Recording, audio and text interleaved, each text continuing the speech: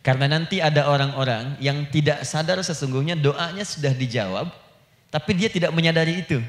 Bahkan merasakan doanya kok nggak dijawab-jawab gitu. Padahal Allah sudah menjawabnya.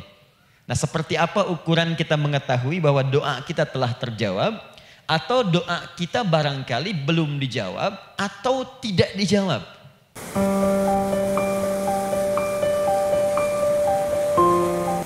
Apa ukuran ketiga hal itu? Itu yang coba kita turunkan di pembahasan pagi ini.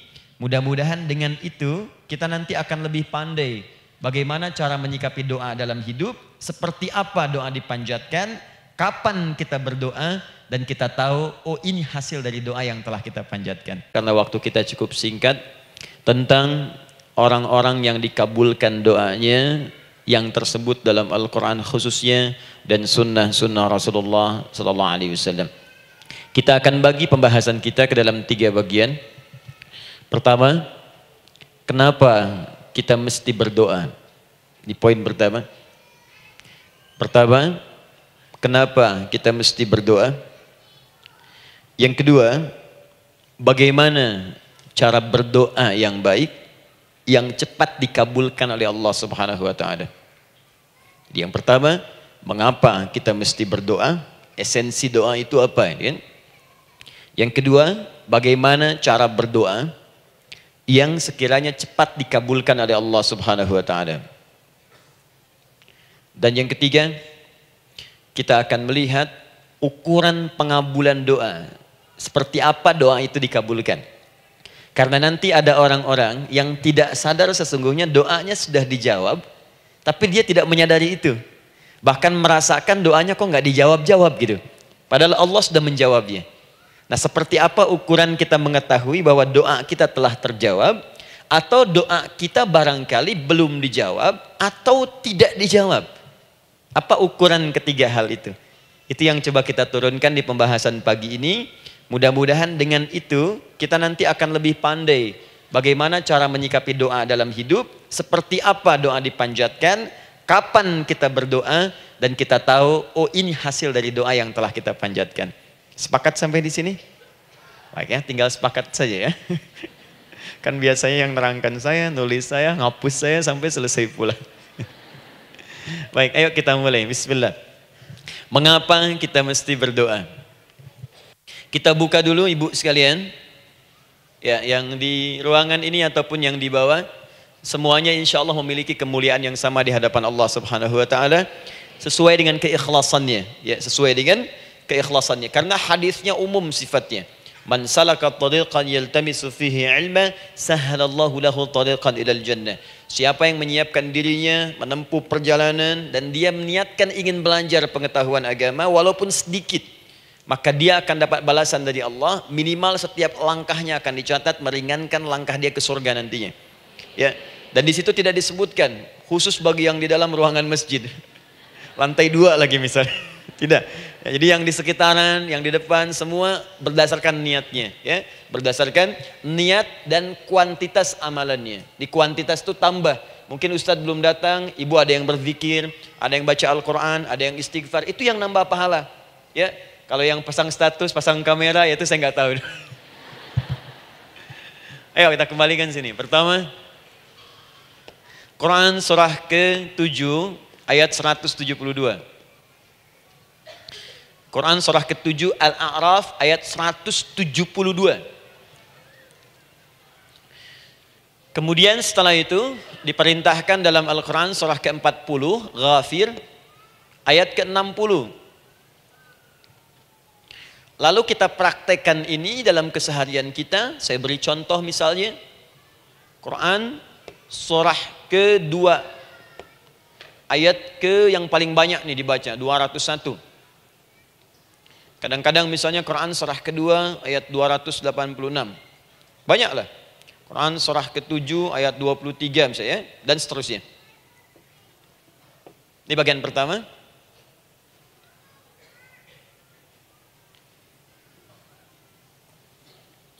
Bagian kedua, nanti kita akan belajar bagaimana cara berdoa yang baik yang dikabulkan. Kita ambil satu, Quran ke-2 ayat 186. Kemudian yang kedua, kita ambil contoh Quran surah ke-17 ayat 110. Kemudian yang ketiga, kita ambil contoh yang paling dahsyat di Al-Quran surah ketiga ayat 38 sampai 39. Ada yang belum berdoa sudah dikabulkan. Masya Allah. Ini ada di Quran misalnya surah ketiga ayat 31. Nanti turunan amalannya misal di Quran surah 51 ayat 15 sampai dengan 18. Saya bulati yang 18-nya. Bagian ketiganya nanti kita uraikan di bagian akhirnya. Baik, kita bisa mulai insyaallah. Baik, kita bagian pertama, mari kita mulai. Saya ingin berkisah sejenak dengan menyampaikan Quran surah ke-7 Al-A'raf ayat 172.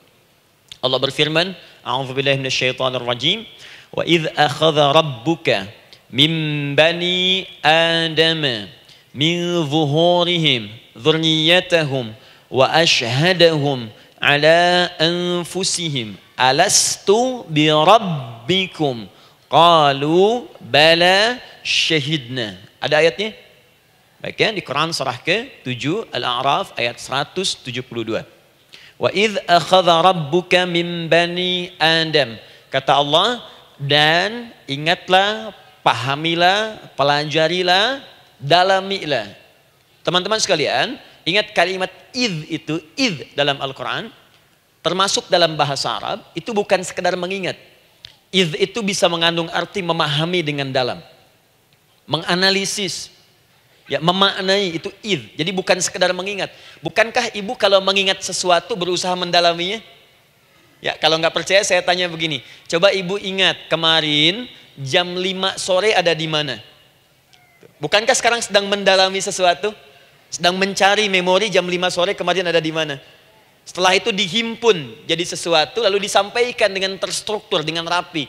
Oh, kemarin saya ada di sini, di sini, di sini, mengerjakan ini. Itu idz dalam bahasa Arab.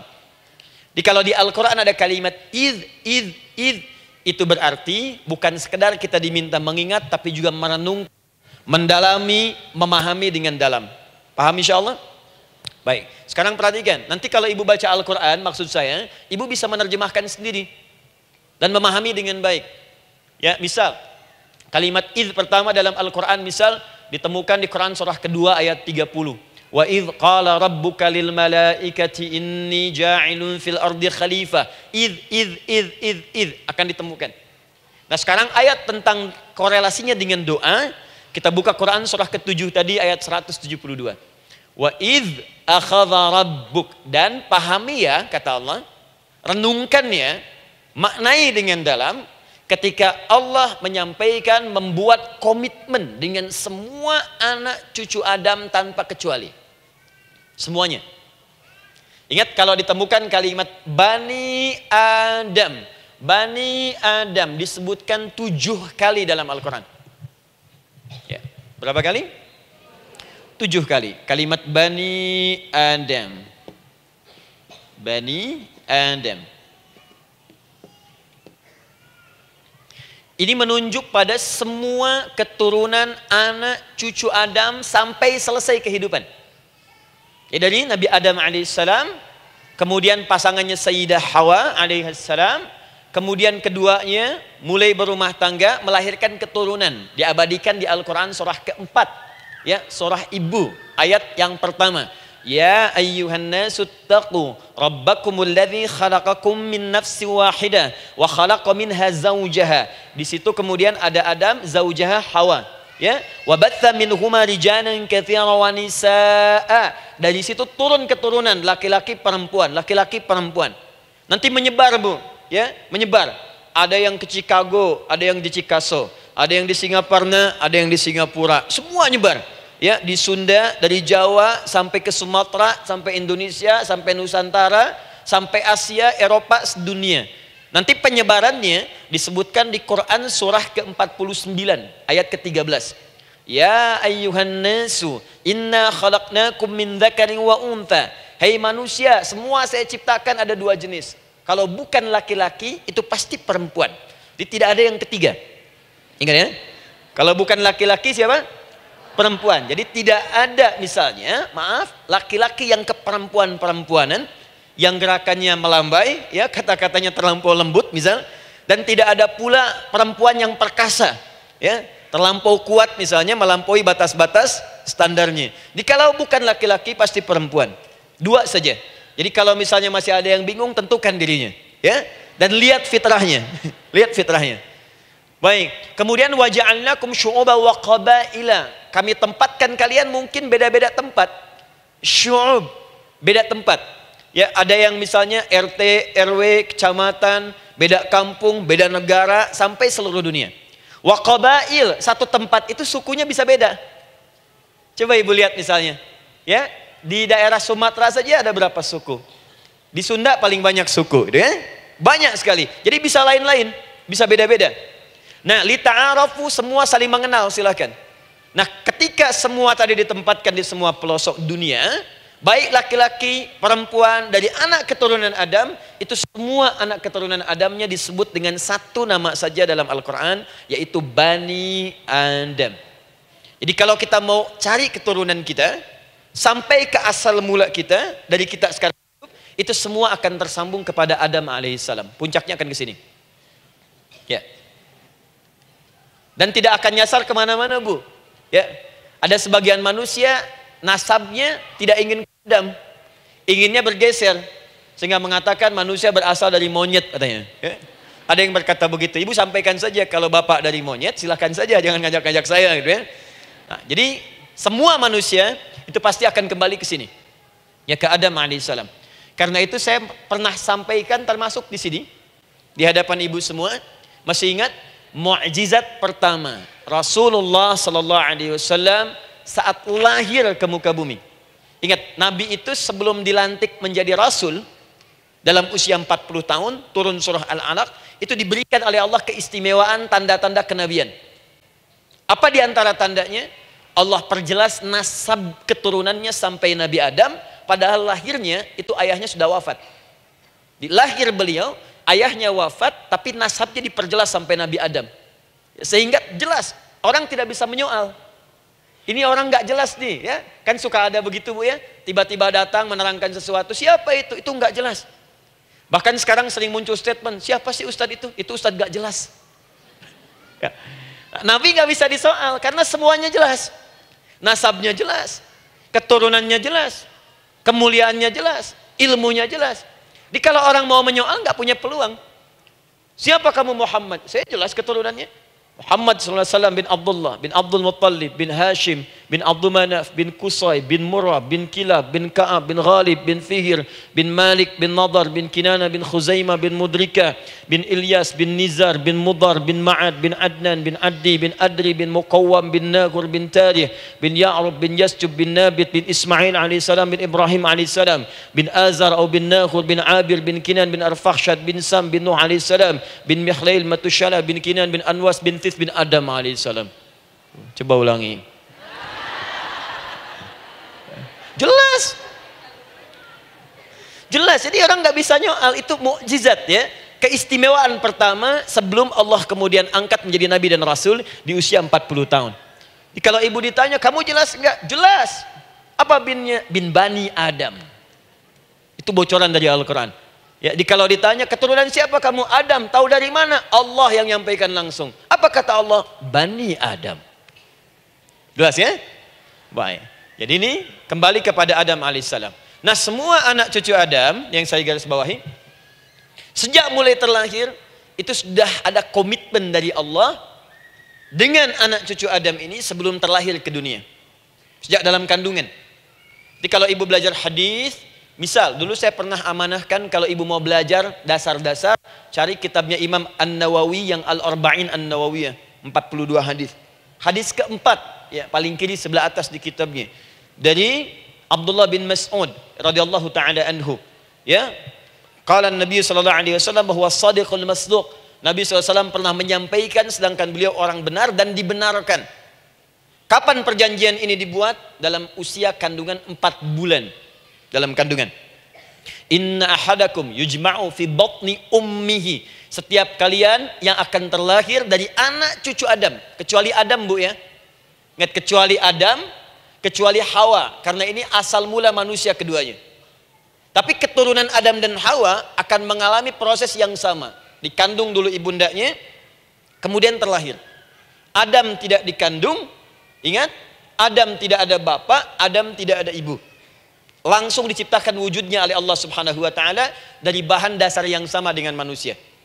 Ya, karena itu saya pernah ditanya, pernah berdialog, ya, Ustaz, ini spesial Nabi Isa ini. Ya, spesial, Yesus Al-Masih Nabi Isa spesial. Karena itu diangkat sebagai Tuhan. Apa yang spesial? Kata beliau, karena ini bisa menghidupkan yang mati. Yang kedua, ini lahirnya beda dengan orang biasa. Bagaimana lahirnya? Tanpa bapak. Ibu saja tanpa bapak. Mana ada manusia yang lain seperti ini?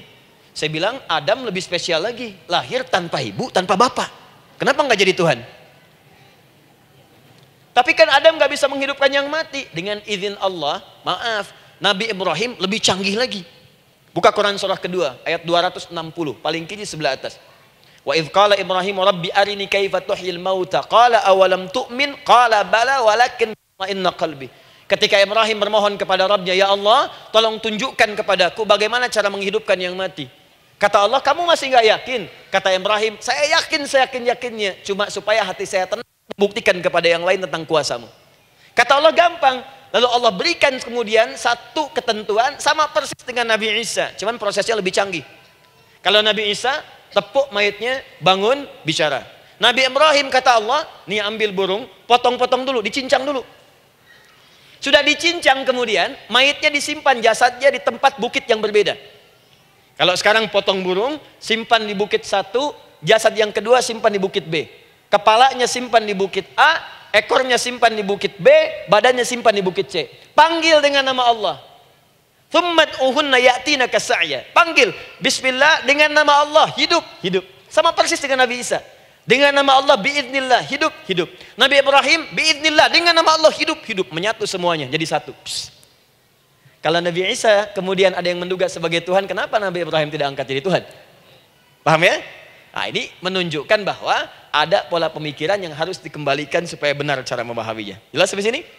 Maaf saya sedikit agak lompat ya. Saya kembalikan kemudian, perhatikan sini. Inna ahadakum yujma'u fi batni ummihi. Karena itu semua anak cucu Adam, beda dengan Adam, akan proses lahirnya dikandung dulu di perut ibundanya. Fokus baik-baik. Arba'ina yauman nutfah, 40 hari pertama baru kemudian proses antara spermatozoa dengan ovum berproses. Thumma yakunu mithla dzalika, kemudian alaqah, 40 hari yang kedua jadi alaqah, zigot yang menempel di dinding rahim. Thumma yakunu mithla dzalika mudghah, 40 hari ketiga berbentuk mudghah, sudah mulai berbentuk daging sekeratan, ada bentuknya. Dan usianya sudah 4 bulan, 40 hari ketiga, 120 hari. 120 hari. Thumma yursalu ilaihil malak, kemudian diutuslah malaikat, fayanfukhu fihi ruh, maka ditiupkan roh ke dalamnya.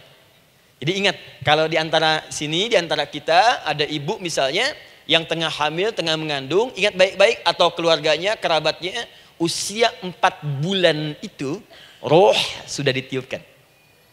Di kandungan sudah ada rohnya. Hati-hati ya. Berapa bulan? 4 bulan. Karena itu nanti ada ayat dalam Al-Quran, Quran surah ke-7 ayat 189. Di posisi ini harus banyak berdoa dan beramal soleh. Ingat ya, berdoa, beramal soleh, minimal minta kepada Allah. Da'awallaha rabbahuma la in ataitana shaliha lanakunanna minasyakirin. Minta banyak kepada Allah, ya Allah jadikan anak saya anak yang soleh, jadikan anak saya anak yang soleh. Dari usia itu 4 bulan sampai ke atas menjelang lahiran. Nanti diiringi oleh amal soleh kedua orang tuanya. Ini sudah penelitian dokter muslim, khususnya di Asia Tenggara. Saya diskusi dengan seorang dokter muslim, ternyata ada korelasi amal soleh yang dikerjakan kedua orang tua, ayah dan bunda, atau calon ayah dan bunda, kepada anak yang sedang dikandung, yang belum dilahirkan. Jadi kalau orang tuanya rajin baca Al-Quran, itu berpengaruh ke anak, Bu. Dan penelitian terkini, itu mempercepat anak itu menjadi seorang penghafal Quran ketika lahir. Ya, pernah satu kali dibacakan Al-Quran posisi janin itu berubah. Seperti sujud gitu. Itu penelitian sudah di MRI waktu itu dilihat ya, kelihatan. Jadi ada korelasi antara kesolehan orang tua dengan kesolehan anak yang sedang dikandung. Hati-hati ya. Tapi yang penting diketahui adalah dalam usia kandungan 4 bulan itu disebutkanlah isyarat di Quran surah ke-7 ayat 172 terjadi perjanjian komitmen dengan Allah Subhanahu wa taala. Apa perjanjiannya? Wa idz akhadha rabbuka min bani adama min zuhurihim dzurriyyatahum wa asyhadahum ala anfusihim. Lihat perjanjiannya, saya fokus di kalimat ini, alastu bi rabbikum. Rabb. Apakah engkau akan berkomitmen saat ini? Bersaksi?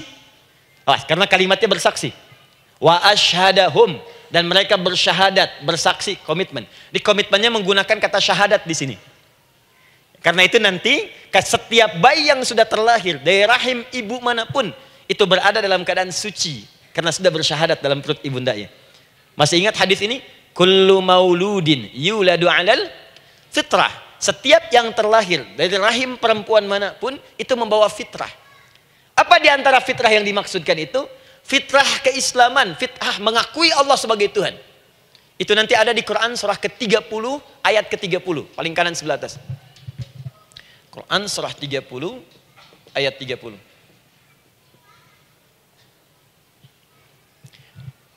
Fa'aqim wajhaka lid-dini hanifa. Hei setiap manusia, fa'aqim wajhaka, hadapkan, pasrahkan, arahkan dirimu sepenuhnya. Lid-dini, pada ketentuan ad-din, hanifa, dengan lurus. Di setiap manusia itu punya fitrah untuk beragama. Punya kecenderungan untuk mencari Tuhan. Silakan ibu cek, manusia manapun yang pernah hidup, itu pasti akan mencari Tuhan. Silahkan. Karena itu Allah beri jalan, begini cara mencarinya. Fitratallahi allati fataran nasa 'alaiha, itulah fitrah manusia yang telah Allah berikan pada dirinya bahkan sebelum dia terlahir. Di antara fitrah manusia ada kecenderungan untuk mencari Tuhan. Ada kecenderungan untuk mendekat kepada Allah. Bahasa Qur'annya din, lid-dini hanifa. Apa itu din? Itulah Islam. Quran surah ke-3 ayat 19. Innad dina indallahil Islam. Karena itu silakan cek, semua orang itu pasti akan mencari Tuhan. Setiap manusia. Ada yang melihat kayaknya ada di hewan, kayaknya ada di pohon, kayaknya ada di alam, kayaknya ada di patung, kayaknya ada di mencari dia. Terus Allah beri jalan. Kalau kamu ingin mencari yang benar, din yang dimaksud Islam, diberikanlah tuntunan dalam Islam. Jelas sampai sini? Baik, karena itulah kemudian setiap bayi yang terlahir itu disebut oleh Nabi dia suci, dia bersih karena telah membawa risalah Islam dalam dirinya. Hanya sayang nanti fa'abawahu yuhawwidanihi au yunassaranihi au yumajjisanihi. Lingkungan nanti akan merubah dia keluar dari fitrahnya.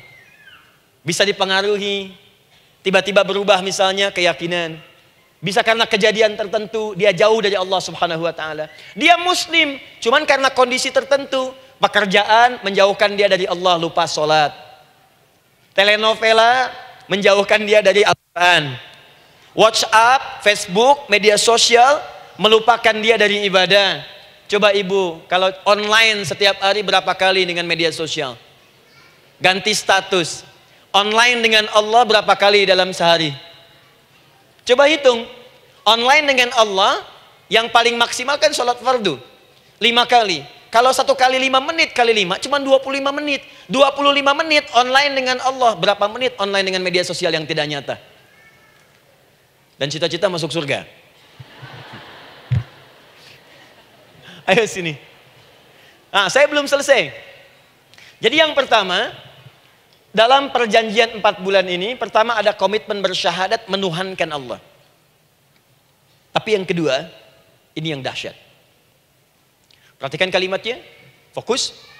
Saat Allah memperkenalkan dirinya, dalam kandungan kita, usia 4 bulan itu, dengan nama apa Allah memperkenalkan dirinya? Coba lihat ayatnya.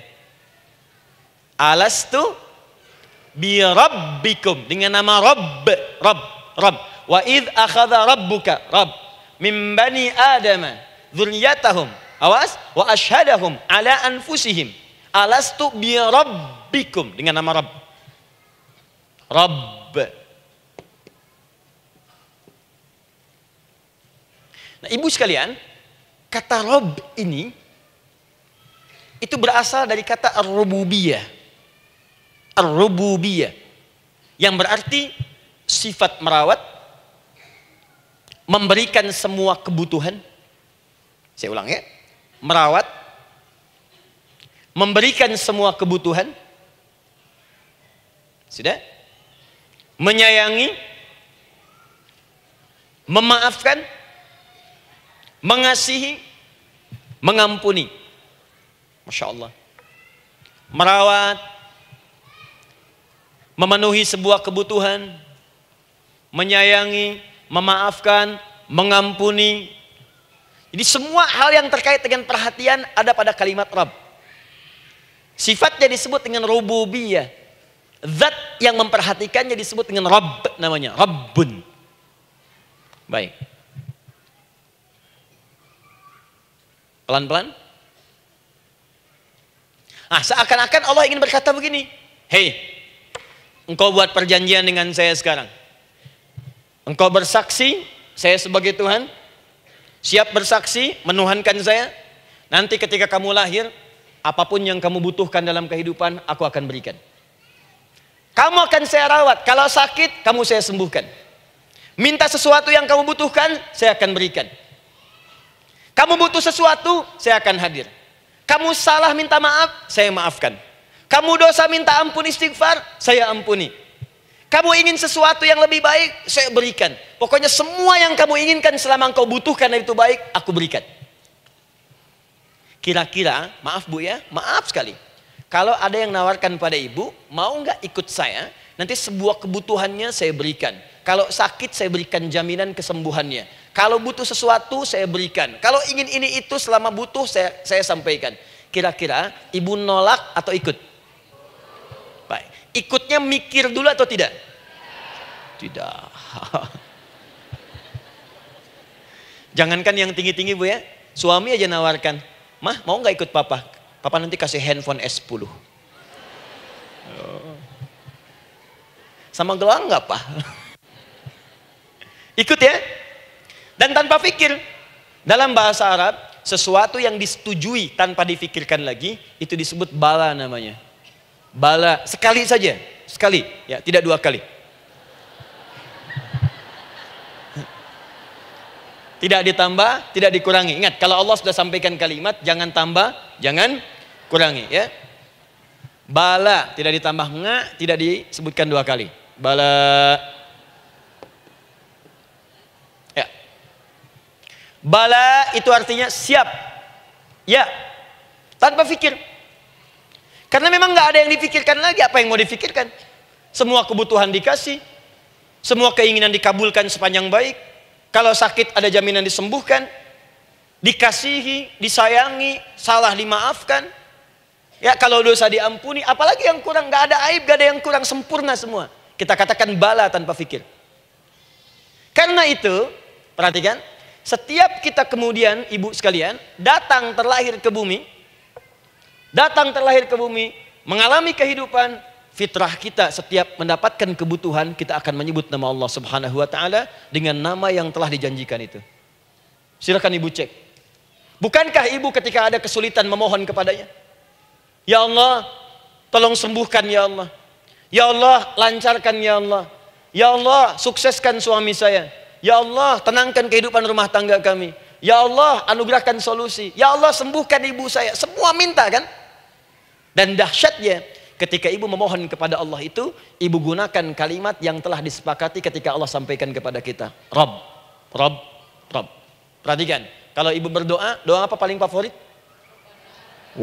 Rabbana atina fid dunya hasanah. Fil akhirati hasanah. Wa qina. Doa apa itu? Sapu jagat. Baik. Bu bayangkan, Nabi aja nggak tahu tuh istilah itu sapu jagat. Ibu tahu? Wah, Masya Allah, Indonesia kreatif. Luar biasa. Ada doa sapu jagat, nggak ada doa sapu nggak ada jagatnya, ada doa jagat nggak ada sapunya. Pokoknya luar biasa lah. Ya. Ya, lihat, bukankah kalimatnya dibuka dengan Rabb? Rabbana atina fid dunya sana. Rabbana zalamna anfusana wa illam taghfir lana wa tarhamna lanakunanna minal la yukallifullahu nafsan illa laha ma kasabat wa 'alaiha mak. Perhatikan, Rabbana la innasina Rabbana Rabb. Ini ayatnya. Sapu jagat Quran surah 2 ayat 201. La yukallifullah Quran surah 2 ayat 286. Rabbana zalamna Quran surah 7 ayat 23. Yang ingin saya sampaikan, setiap kita butuh sesuatu, kita menyebut namanya dengan kalimat Rabb. Kenapa kita katakan Rabb? Karena Allah sendiri menyebutkan dengan kalimat Rabb. Alastu bi rabbikum, saya nanti adalah Tuhan yang akan memperhatikan kalian, menyayangi kalian. Saya Tuhan yang akan merawat kalian, memberikan semua kebutuhan. Makanya ibu tuh kalau ada persoalan nagih seakan-akan ke Allah. Ya Allah, kan engkau yang berjanji kepada saya. Engkau yang berjanji, engkau yang menepati ya Allah, karena engkau Tuhan. Kalau manusia, dia berjanji, dia yang mengingkari. Dia awali, dia yang akhiri. Tapi engkau beda ya Allah. Kenapa?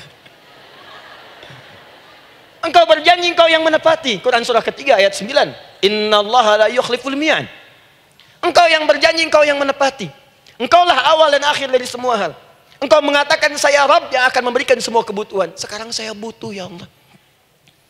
Engkau berjanji akan menyembuhkan, sekarang saya sakit ya Allah. Engkau berjanji akan memberi solusi, sekarang saya sedang punya masalah ya Allah. Engkau berjanji akan memberikan kesuksesan, sekarang saya sedang menapaki itu ya Allah. Makanya ibu sebutkan kalimat Rabb. Jadi sesungguhnya doa itu adalah fitrah dari setiap manusia karena mulai dibangun komitmen sebelum dia dilahirkan ke muka bumi. Jadi kalau kita bicara tentang doa, doa itu fitrah kehidupan bagi setiap manusia. Hidup. Sekaligus penanda komitmen yang membedakan antara Khalik dengan makhluk, hamba dengan Allah, manusia dengan Tuhan. Kan Allah katakan saya Rabb ya, saya yang ngasih, saya yang Tuhan. Berarti kita yang makhluk kan, kita yang butuh kan. Allah yang memberi, kita yang butuh. Untuk membedakan mana yang butuh, mana yang ngasih, maka pembedanya adalah doa. Jadi kalau ada manusia yang nggak pernah doa selama hidup, itu tandanya ada yang salah dengan kehidupannya. Karena seakan-akan dia nggak butuh Tuhan. Sebab perbedaan manusia dengan Tuhan itu sebelum lahir, salah satunya ditunjukkan dengan sifat butuh kita kepada Allah. Makanya sekaya-kayanya orang itu pasti berdoa. Manusia paling kaya di muka bumi pun kalau besoknya mau ada pekerjaan atau proyek, dia berdoa dulu tuh. Ya Tuhan, tolong lancarkan proyek ini. Butuh. Pejabat setinggi-tingginya, kalau sudah mau mulai kemudian ada pemilihan, kalau mulai ada kebijakan, kalau mulai ada apapun berdoa juga. Itu tandanya butuh. Butuh. Di setiap manusia itu pasti butuh dengan Allah. Karena itu kalau ada manusia yang nggak pernah berdoa selama hidupnya, itu langsung mendapatkan kecaman dari Allah dan dijamin akan masuk neraka yang paling dalam. Karena seakan-akan dia sudah nggak butuh dengan Allah. Saya ulang ya, saya ulang. Doa itu fitrah hidup manusia yang sekaligus menunjukkan statusnya sebagai hamba. Jadi kalau ibu update status di media sosial, mulai sekarang tuliskan hamba. Hamba. Sudah. Mau sifatnya apapun tetap hamba. Ya, mau pejabat, mau orang kaya, mau cukup, mau macam-macam, mau ustadz, mau syekh, mau habib, tetap ujungnya hamba. Dan butuh penghambaan itu diwujudkan dalam bentuk doa. Muncullah Quran surah ke-40 ayat ke-60. Wa qala rabbukum, Rabb, selalu Rabb.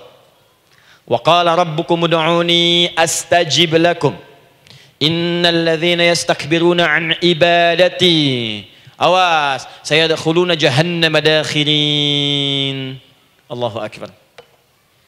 Dan Rabbmu berfirman, mengingatkan kembali kepada kalian semua, hei hamba-hambanya.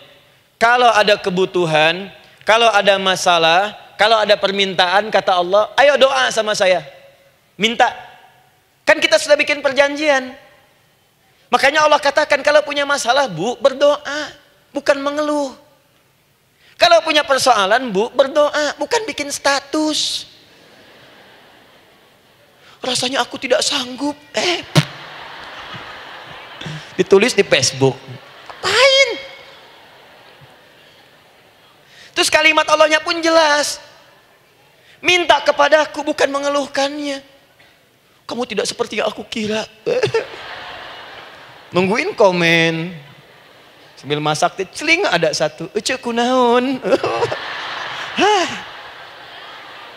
Makin meluas masalah. Untuk abi mas sabar. Sudah. Paham ya? Jadi ini kaidah hidup yang pertama. Sebetulnya sederhana, cuman jarang digunakan gitu. Sederhana, cuman jarang dipakai. Kata Allah kan, kamu doa itu, saya kasih ketenangan. Jadi Bu, gini, doa itu manfaatnya, walaupun solusi belum datang, tapi hati tenang. Tenang. Jadi kalau mau curhat-curhat sama Allah, sampaikan, minta, mohon, berikan. Minimal tenang. Saya kasih rahasia ya. Ini di antara kita saja nih. Lihat sini. Saya hapus dulu deh. Bismillah. Masya Allah. Mau ngapus sendiri, nulis sendiri, penghapus, lari sendiri.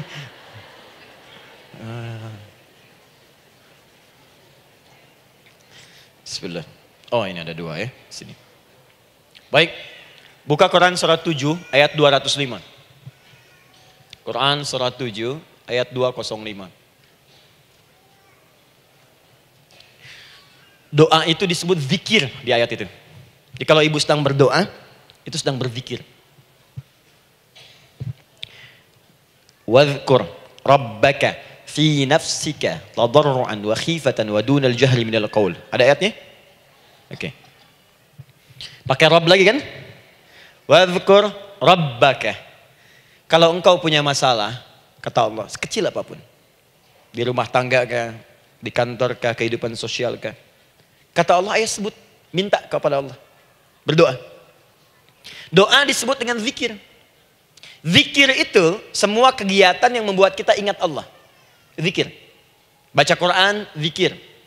Dalilnya Quran surah ke-15 ayat 9. Inna nahnu nazzalna dzikra. Kami turunkan Al-Quran sebagai zikir.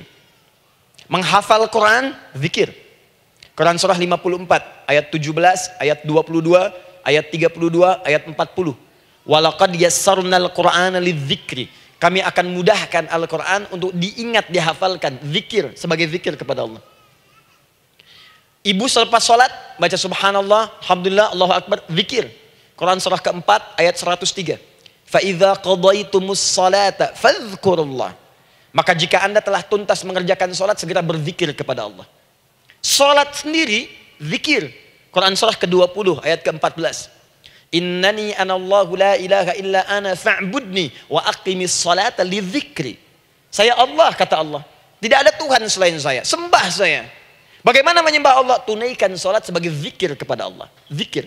Di zikir semua amalan yang mendekatkan kita dengan Allah. Doa itu satu dari bagian zikir. Tapi tahukah ibu fungsi zikir yang paling utama itu apa? Quran surah 13 ayat ke-28. Ala bidzikrillahi tatmainnul qulub. Yakinkan pada dirimu, kalau zikirmu benar kepada Allah, maka dia akan berdampak kepada hati menjadi lebih tenang. Zikir itu, manfaat pertamanya, membuat hati tenang, Bu. Tadi saya contohkan. Baca Al-Quran, zikir kan? Jadi kalau ibu sedang tidak tenang, sedang gelisah, ada masalah, daripada mengeluh sana sini, wudu, Bu, wudu. Ambil mushaf, baca. Saat baca itu mungkin solusi belum datang, tapi hati itu lebih tenang. Kaitan dengan bahasan kita, doa, minta. Doa. Jadi kalau orang punya masalah itu kalau berdoa, walaupun solusinya belum datang, walaupun kemudian jawabannya belum tiba, minimal hati ibu itu tenang. Ini dia. Kan surah 13 ayat 28. Rumus ini pakai. Gunakan dalam hidup. Karena yang tahu kehidupan kita itu Allah yang menciptakan kita. Yang tahu pesawat, yang bikin pesawat. Yang tahu handphone, yang bikin handphone. Yang tahu mikrofon, yang bikin mic-nya. Yang tahu kita, yang menciptakan kita. Ikutilah petunjuk Allah yang menciptakan kita, maka akan langsung terasa manfaatnya. Ibu tidak percaya, silahkan lakukan. Rasakan bedanya, bedakan rasanya, dan pasti akan terasa bedanya. Akan lain. Tuh. Doa. Tapi ingat yang paling penting kata Allah, doa itu bukan sekedar penting permohonannya, tapi menunjukkan status kita sebagai hamba di hadapan Allah Subhanahu wa taala. Jadi kalau ada orang selama hidup tidak pernah berdoa, artinya dia mengingkari status dia sebagai hamba di hadapan Allah Subhanahu wa taala. Mau menyejajarkan diri dengan Tuhan.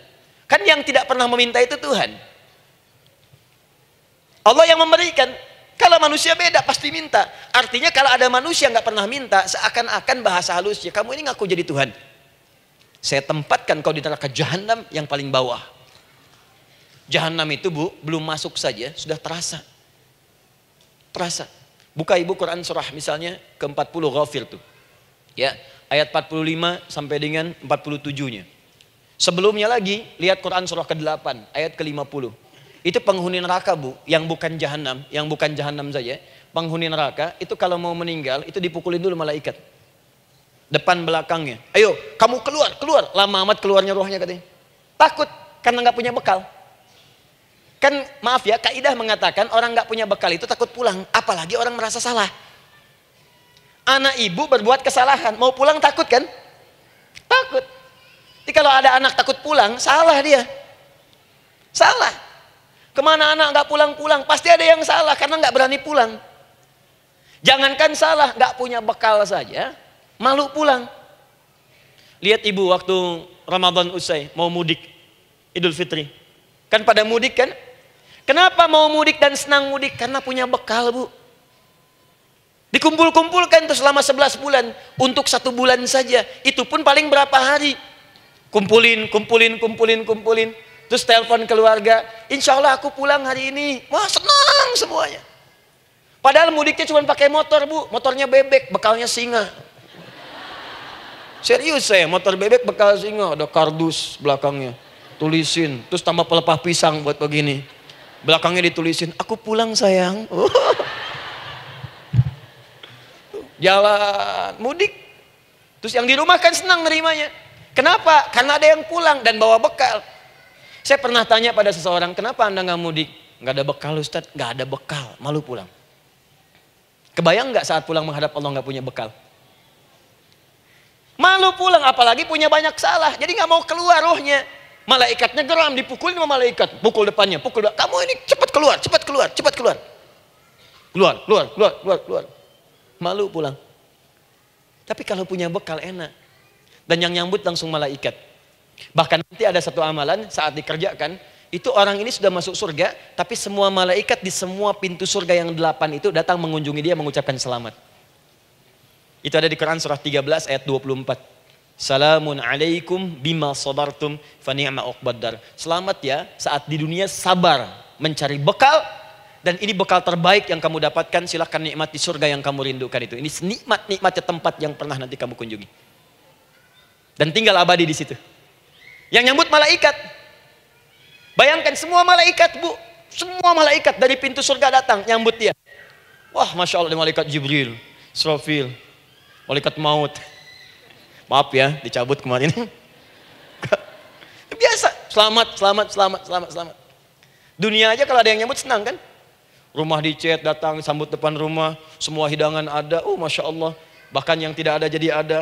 Luarnya kongguan, dalamnya rangginang gitu kan. Wah, muncul semua. Paham ya? Jadi ini bagian pertama. Jadi kita katakan kenapa manusia mesti berdoa. Jawabannya karena manusia itu hamba. Dan doa itu adalah fitrah bagian dari kehidupan. Kenapa manusia mesti berdoa? Karena ada komitmen dari Allah. Setiap dia mendapatkan sebuah persoalan, maka Allah akan jawab dan berikan jawaban dari semua persoalannya. Jalan mendapatkan jawaban itu adalah doa. Kenapa manusia mesti berdoa? Karena dia butuh dengan Allah. Dan puncaknya, kenapa dia mesti berdoa? Karena Allah ingin membahagiakan kehidupan dunianya sebelum sampai keabadiannya di akhirat. Jadi ketika kita berdoa, sebetulnya kebaikan untuk kita karena Allah ingin kita bahagia. Ingin mudah hidupnya. Jadi kalau ada orang nggak berdoa, sesungguhnya dia sedang menyulitkan diri sendiri dalam kehidupan dunianya sampai ke akhiratnya. Jelas sampai di sini? Masya Allah. Alhamdulillah. Baik, kalau sudah paham, saya hapus ini, kita masuk bagian yang kedua. Hapus lagi. Sab Muslimah edisi ke-15. 15 kali datang sendiri, ngulangin sendiri, nulis sendiri, ngapus sendiri. Masya Allah. Tinggal lihat, catat, masuk surga. Masya Allah. Alhamdulillah. Baik. Baik. Sudah? Alhamdulillah. Saya ingin setiap pembahasan kita dipahami ya. Saya tidak menyukai kalau datang melihat tapi nggak paham gitu. Ya, dengar tapi nggak paham. Saya tidak ingin satupun keluar dari sini kecuali paham. Ya. Ibu paham? Paham Ustaz. Badai pamit ya, silahkan. Apa yang ibu pahami? Doa. Ya. Dah. Nah, sekarang masuk bagian kedua. Bismillah. Kalau sudah mengerti yang tadi, persoalannya adalah bagaimana cara kita memohon kepada Allah. Itu dia.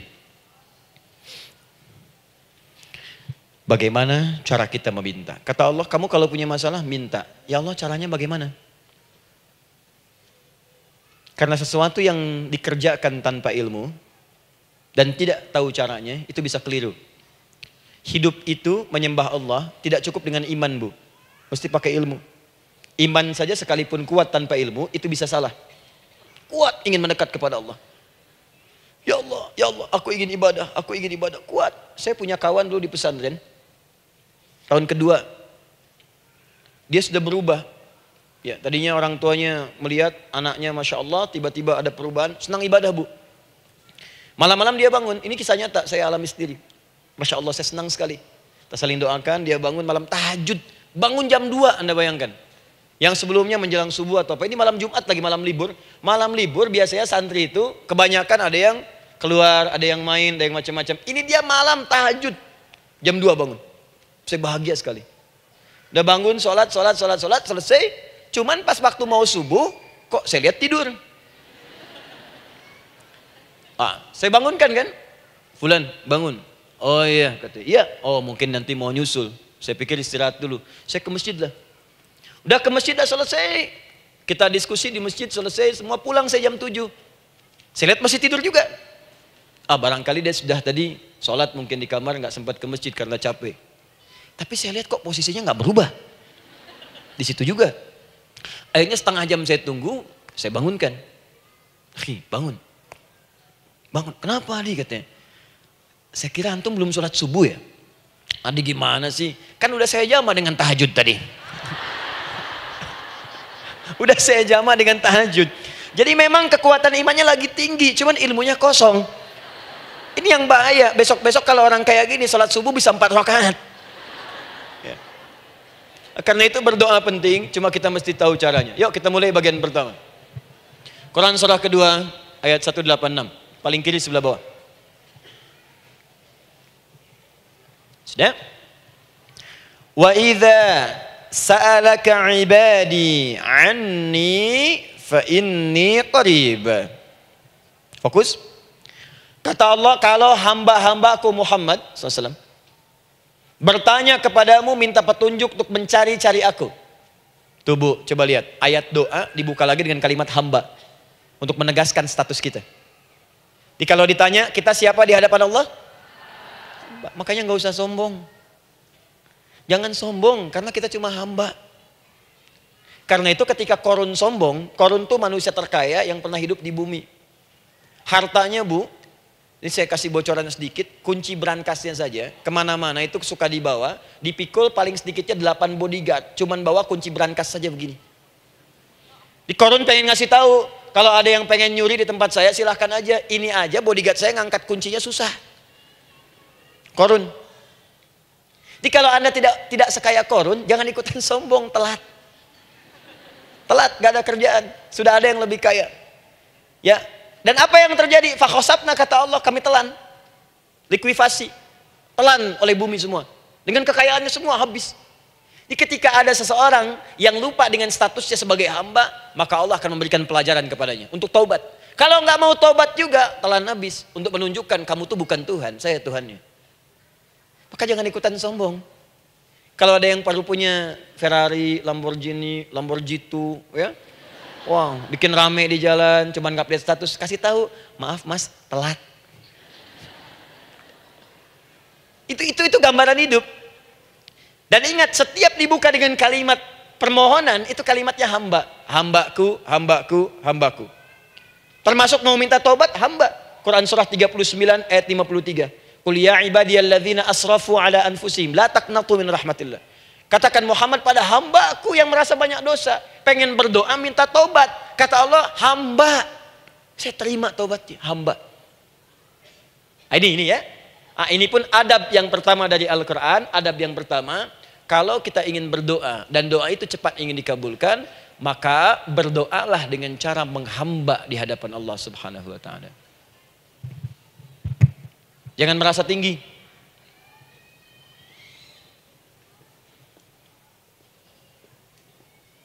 Saya turunkan caranya. Bagaimana cara menghamba itu dengan cara yang baik? Fokus. Wa idza sa'alaka 'ibadi 'anni, Muhammad SAW, jika ada hamba-hambaku bertanya padamu tentangku, ingin mencari-cari aku. Masya Allah, ibu maaf ya, biasanya kan kalau orang mencari Allah, ingin mendekat kepada Allah, entah itu datang ke masjid, bangun malam, biasanya motifnya cuma dua. Satu, ada kebutuhan, pengen berdoa, terus dekat sama Allah. Besok mau arisan, malamnya tahajud. Anak mau ujian baru puasa, kan? Suami ada proyek, nah, baru baca Quran, kan? Terus itu biasa itu, biasa. Jadi fitrah bu. Tumben jeng tahajud, fitrah. Itu biasa itu. Ya. Yang kedua, taubat dari maksiat. Taubat. Seorang taubat ke masjid, bangun malam, doa, itu biasa. Jadi kalau ada seperti itu tandanya kita hamba normal manusia. Fa inni qarib, kata Allah, katakan Muhammad SAW, katakan kepadanya, janganlah mencari, aku dekat. Dekat, jangan mencari, aku dekat. Jadi bu, ketika kita butuh Allah, langsung dijawab oleh Allah. Kamu mau apa? Aku dekat. Itu secara psikologi memberikan ketenangan yang paling dalam. Saya belum datang di sini sampai jam 8, ibu tanya panitia, ustadznya mana sih? Ukti, ustadznya mana? Jawaban pertama misalnya, ini belum jelas nih ustadznya. Gak ada kabar. Yang kedua mengatakan, tenang saja, ustadz sudah dekat. Maka yang kedua itu lebih menenangkan kepada kita. Ketika ibu mencari, ya Allah, saya sedang ada masalah, langsung dijawab oleh Allah. Tenang, aku dekat denganmu. Mau minta apa? Itu bu, jadi kalau ibu sedang punya persoalan, psikologi Al-Quran mengatakan, langsung rasakan Allah tuh bersama kita, dekat, menunggu kita mau minta apa. Ibu punya masalah dengan suami, ingin mengadu. Lu kata Allah, saya dekat, kamu kenapa? Ada masalah apa? Ayo minta, ayo cerita. Mohon. Ibu punya masalah dengan anak. Ibu punya masalah dengan tetangga, di pekerjaan, kehidupan sosial. Kata Allah, saya dekat. Nah perasaan itu hadirkan dalam jiwa kita. Ini sekarang jarang didapatkan. Jadi kalau ada masalah itu, hal pertama yang dilakukan itu belum ingat Allah itu masalahnya. Di kebanyakan manusia itu kalau punya masalah, selalu ingin yang pertama itu solusinya. Bukan Allahnya.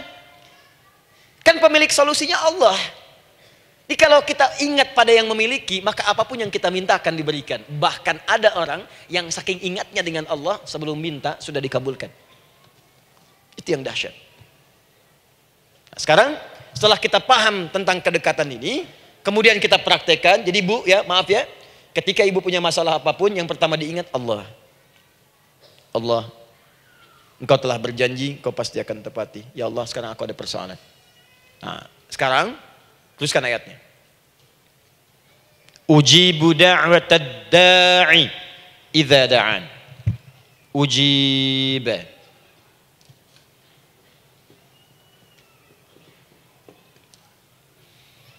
Ujibu da'watad da'i idza da'an. Aku pasti akan menjawab, mengabulkan setiap doa hambaku jika dia bermohon kepadaku. Saya ingin ajarkan sedikit di gramatikal bahasa Arab. Ujib itu disebut dengan fi'il mudhari namanya. Saya kasih rumus cepat Bu ya. Insya Allah kalau ibu fokus dengan rumus ini, ibu nanti bisa memahami Al-Quran dengan baik. Saya kasih satu kalimat, hafalkan baik-baik. Ini gampang kok. Anita.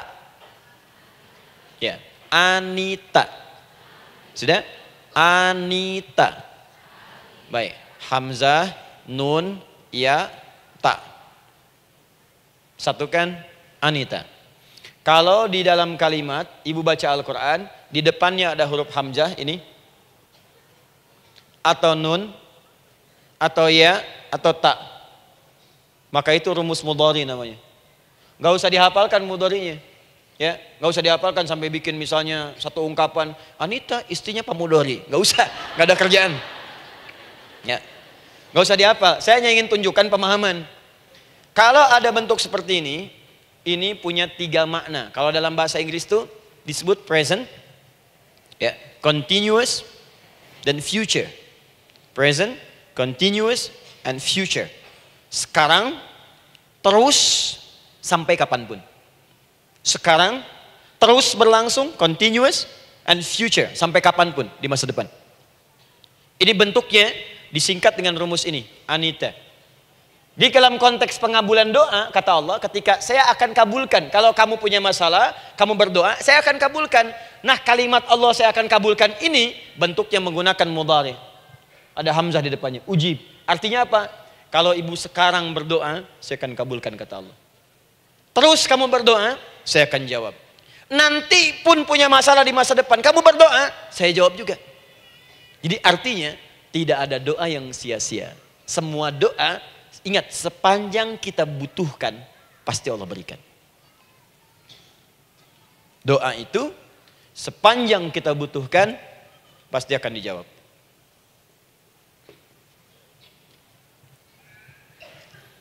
Nanti kapan dijawabnya, seperti apa jawabannya, nanti bagian ketiga. Kadang-kadang minta sekarang, dijawabnya nanti. Minta sekarang, dijawab sekarang. Ada yang mintanya A, dijawabnya B, itu yang paling dahsyat.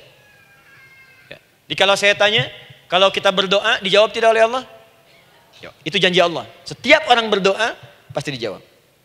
Nah, hanya persoalannya, seperti apa doa yang cepat dijawab itu? Apakah semua doa langsung dijawab seketika? Akankah mendapat jaminan langsung dijawab? Ternyata kalimat dijawab ini diikat dengan syarat ketentuan berlaku. Apa di antara syarat dan ketentuannya ini? Teruskan ayatnya. Falyastajibuli. Syarat pertama. Kalau doamu ingin cepat aku jawab, falyastajibuli. Maka engkau pun harus cepat merespon setiap seruanku. Jawab seruanku dengan cepat. Doa ingin dijawab oleh Allah, maka kata Allah, kamu pun harus menjawab setiap seruanku.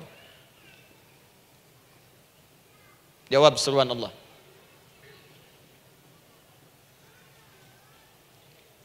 Ayo respon, adil. Maunya dapat gaji aja, kerja nggak mau. Ya? Apa ibu pikir duduk manis, santai di ruangan tengah, tiap bulan suami datang berikan uang belanja? Belum tentu. Kalau sikap tidak bagus, ya interaksi tidak mulia, maka belum tentu itu didapatkan. Maka syarat pertama kata Allah, kalau doamu ingin cepat aku jawab, maka setiap aku seru, cepatlah engkau kemudian kerjakan dan jawab itu. Jadi ternyata seruan Allah itu terkait berkelindan dengan pengabulan doa. Jadi ketika ibu diseru oleh Allah, diminta diperintahkan sesuatu oleh Allah, sebetulnya itu kunci untuk mendapatkan jawaban doa kita, Bu. Dipanggil kita, ayo cepat datang ke sini, mau minta apa? Minta, saya kasih. Apa di antara kunci doa itu, Ustaz? Yuk kita lihat. Adalah jawaban dari seruan Allah. Apa di antara seruan Allah itu? Saya beri contoh satu misalnya. Allah perintahkan kita untuk sholat. Bahkan diseru, diingatkan 5 kali dalam sehari. Sholat. Bukankah kita diseru, Bu? Dipanggil 5 kali sehari untuk sholat? Allahu Akbar, Allahu Akbar. Ya? Diingatkan kan? Ayo, ayo, ingat Allah, ingat Allah, ingat Allah, ingat Allah. Allah Maha Agung, Maha Besar semuanya, dan seterusnya. Perhatikan baik-baik. Apa tujuan Allah menyuruh kita dalam sholat? Ternyata bukan ingin memberikan beban ruku dan sujud. Bukan sujudnya yang penting. Karena semua makhluk tidak sujud pun tidak akan menurunkan status Allah sebagai Tuhan. Allah tetap Allah, gak ada ruginya. Yang rugi kita. Ternyata ketika disuruh sujud, disuruh ruku itu, ternyata yang ditunggu itu bukan ruku sujudnya. Allah nunggu, punya masalah apa? Mau minta apa? Karena itu dalam ilmu fikih, ibu buka semua kitab fikih. Salat itu secara bahasa disebut dengan doa. Nama lain dari doa adalah salat. As-salatu hiya doa. Salat adalah doa. Karena itu semua bacaan dalam salat doa semua. Coba lihat. Baru takbir Allahu Akbar, doa iftitah. Al-Fatihah doa, Bu, jangan dikira Al-Fatihah nggak ada doanya. Nih, nanti saya berikan cepat ya. Ini highlight dulu. Highlight dulu. Dalam sholat itu ada 4 keadaan. Ingat ini baik-baik. Nanti ibu manfaatkan minimal zuhur, lakukan. Ada berapa keadaan? 4. Ada 4 posisi, 4 keadaan dalam sholat. Yang kalau ibu berdoa benar, meminta di situ dengan benar, itu seketika akan dikabulkan. Seketika. 1 saat berdiri. Berdiri. 2 saat ruku'. Ruku'. 3 saat sujud. 3 saat sujud. 4 sesaat sebelum salam. Berdiri, ruku', sujud, sesaat sebelum salam. Baik, sebelum saya bahas lebih jauh, saya ingin sampaikan dulu. Jadi ternyata ketika kita diminta oleh Allah menunaikan sholat, itulah cara kita memohon, Bu. Itulah waktu kita meminta. Dan dahsyatnya dalam sehari itu 5 kali ditungguin, Bu. Mana ada manusia di muka bumi ini buka pintu rumahnya 5 kali sehari cuma untuk memberikan apa yang dibutuhkan. Sesoleh-solehnya Ustadz, gak ada yang mengatakan, ayo 5 kali sehari datang aja ke rumah saya. Kalau butuh apa-apa ambil. Butuh kulkas, ambil kulkasnya. Butuh TV, ambil. Gak ada begitu. Allah itu maha baiknya, 5 kali sehari dipanggil. Dari subuh sampai zuhur. Kita bangun tidur aja, punya masalah nggak? Ayo minta, disuruh sholat 2 rakaat. Dan sholatnya nggak usah banyak-banyak, 2 rakaat aja dulu supaya nggak ada beban.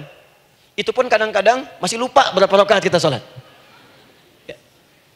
Ayo sujud, disuruh minta, punya masalah nggak? Terus dari subuh sampai ke siang dipanggil lagi.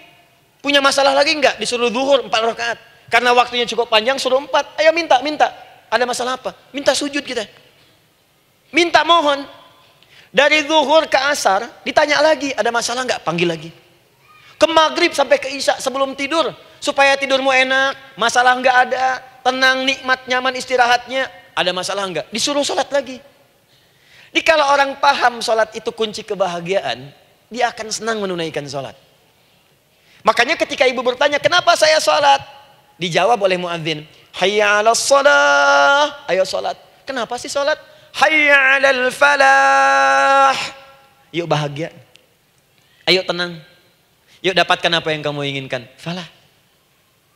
Jadi kalau orang paham sholat itu menyelesaikan persoalan, tentu orang akan berbondong-bondong semangat untuk menunaikan sholat. Cuman sayang segelintir orang itu menilai sholat sebagai beban. Jadi sebagai kewajiban beban saja, makanya sholatnya nggak nikmat. Karak tadi duhur, ayeuna asar deui. Tuh. Ya bagaimana doanya bisa dijawab? Anda datang pada orang, tapi datangnya dengan marah-marah. Datangnya dengan mencelanya. Ya bagaimana dia bisa memberikan kebutuhan Anda? Anda datang pada Allah dengan niat yang tidak ikhlas. Setelah itu kemudian menggunjingkannya, bagaimana bisa dijawab? Tuntutan tinggi.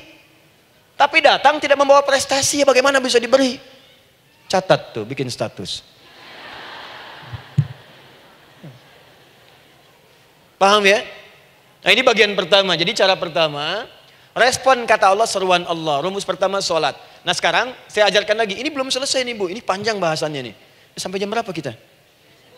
10 ya? Oh, banyak. Oh, mau sampai jam 5 silahkan. Saya jam 10 selesai. Ya. Lihat sini. Oke, saya punya sekitar 1 jam kurang ke depan. Saya ingin terangkan sedetil-detilnya gitu ya. Dan saya hanya menyampaikan isi Al-Quran. Quran, hadis, Quran, hadis. Sekarang gini, Ustadz saya sekarang paham. Sholat berarti kunci untuk menyelesaikan masalah. Di sholat saya akan memohon. Sekarang Ustadz, bagaimana cara saya merespon sholat? Kan kata Allah, saya menyeru, respon gitu kan? Kita dipanggil sholat nih. Allahu Akbar, dipanggil. Bagaimana cara meresponnya? Sebelum minta.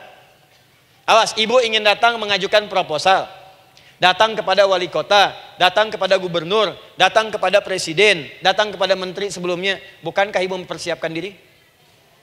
Penampilan ditata, proposal dibagus-bagusin gitu kan? Yang paling hebat itu kadang-kadang malam-malam latihan depan cermin. Bapak wali kota yang saya hormati. Lihat semuanya tuh. Dan yang paling luar biasa, maaf ya, janjian jam 7 dengan Pak Wali Kota, datang jam 6 ke Balai Kota. Sekarang ibu punya janji dengan Allah. Janji itu sudah diketahui sebelum pertemuannya. Kalau tidak percaya, 5 waktu ini ibu sudah hafal, Bu. Ya, bahkan disuruh ngapalin oleh Allah. Buka Quran surah ke-4. Surah ibu, surah mama, An-Nisa. Ayat 103, Quran surah 4 ayat 103. فَإِذَا قَضَيْتُمُ الصَّلَاةَ فَاذْكُرُوا اللَّهَ قِيَامًا وَقُعُودًا وَعَلَى جُنُوبِكُمْ فَإِذَا اطْمَأْنَنْتُمْ فَأَقِيمُوا الصَّلَاةَ. Lihat ujung ayatnya, lihat ujung ayatnya. Inna as-salata kanat 'alal mu'minina kitaban mawquta. Sungguh semua waktu salat itu telah ditetapkan waktunya bagi orang beriman. Itu terjemahan biasa. Kalau terjemahkan pakai ilmu balaghah, sungguh orang beriman itu hafal waktu-waktu salat. Tahu waktunya. Apalagi kalau di waktu itu ibu punya kepentingan pasti hafal. Kalau ibu benar memprioritaskan sholat dan menilai sholat sebagai solusi hidup, menilai sholat sebagai kebutuhan, ibu pasti akan hafalkan itu, Bu. Nih ya, ibu dapat bagian arisan nih. Bulan ini misalnya. Dan memang bagian jatah ibu, demi Allah saya katakan, sebulan sebelumnya ibu sudah hafal tanggalnya kapan. Bahkan di kalender tuh diwarnain. Papa, bagian mama nanti bulan ini. Tuh. Dicatat semua, di tempat siapa, jam berapa, datang dengan penuh keceriaan dan kebanggaan. Luar biasa. Hanya untuk urusan dunia yang itu habis gitu. Jika dia tidak meninggalkan ibu, ibu yang meninggalkan dia duluan. Sekarang 5 kali sehari semua diberikan, bahkan lebih daripada dunia dan seisinya. Harusnya sih wajarnya dihafalkan waktunya dan ibu hafal. Ayo, subuh jam berapa sekarang? Lihat sini, bukan ke atas. Ditutup tuh. Tuh, sana tuh. Subuh jam berapa? Ayo ngelihat ke sana, 4:43. Zuhur jam berapa? Tuh. Asar, maghrib, isya.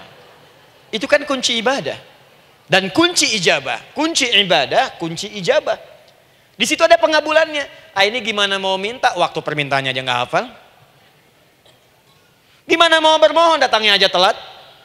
Karena itu, bagaimana cara merespon seruan Allah? Diaturlah di Quran surah kedua ayat 152. Paling kanan sebelah bawah. Quran surah kedua ayat 152. Ibu masih ingat? Bukankah sholat disebut sebagai zikir? Masih ingat? Ya, di surah ke-20 ayat 14. Wa aqimis sholata lidzikri, tunaikan sholat sebagai zikir kepadaku. Sekarang lihat ya. Lihat ketentuan Allahnya.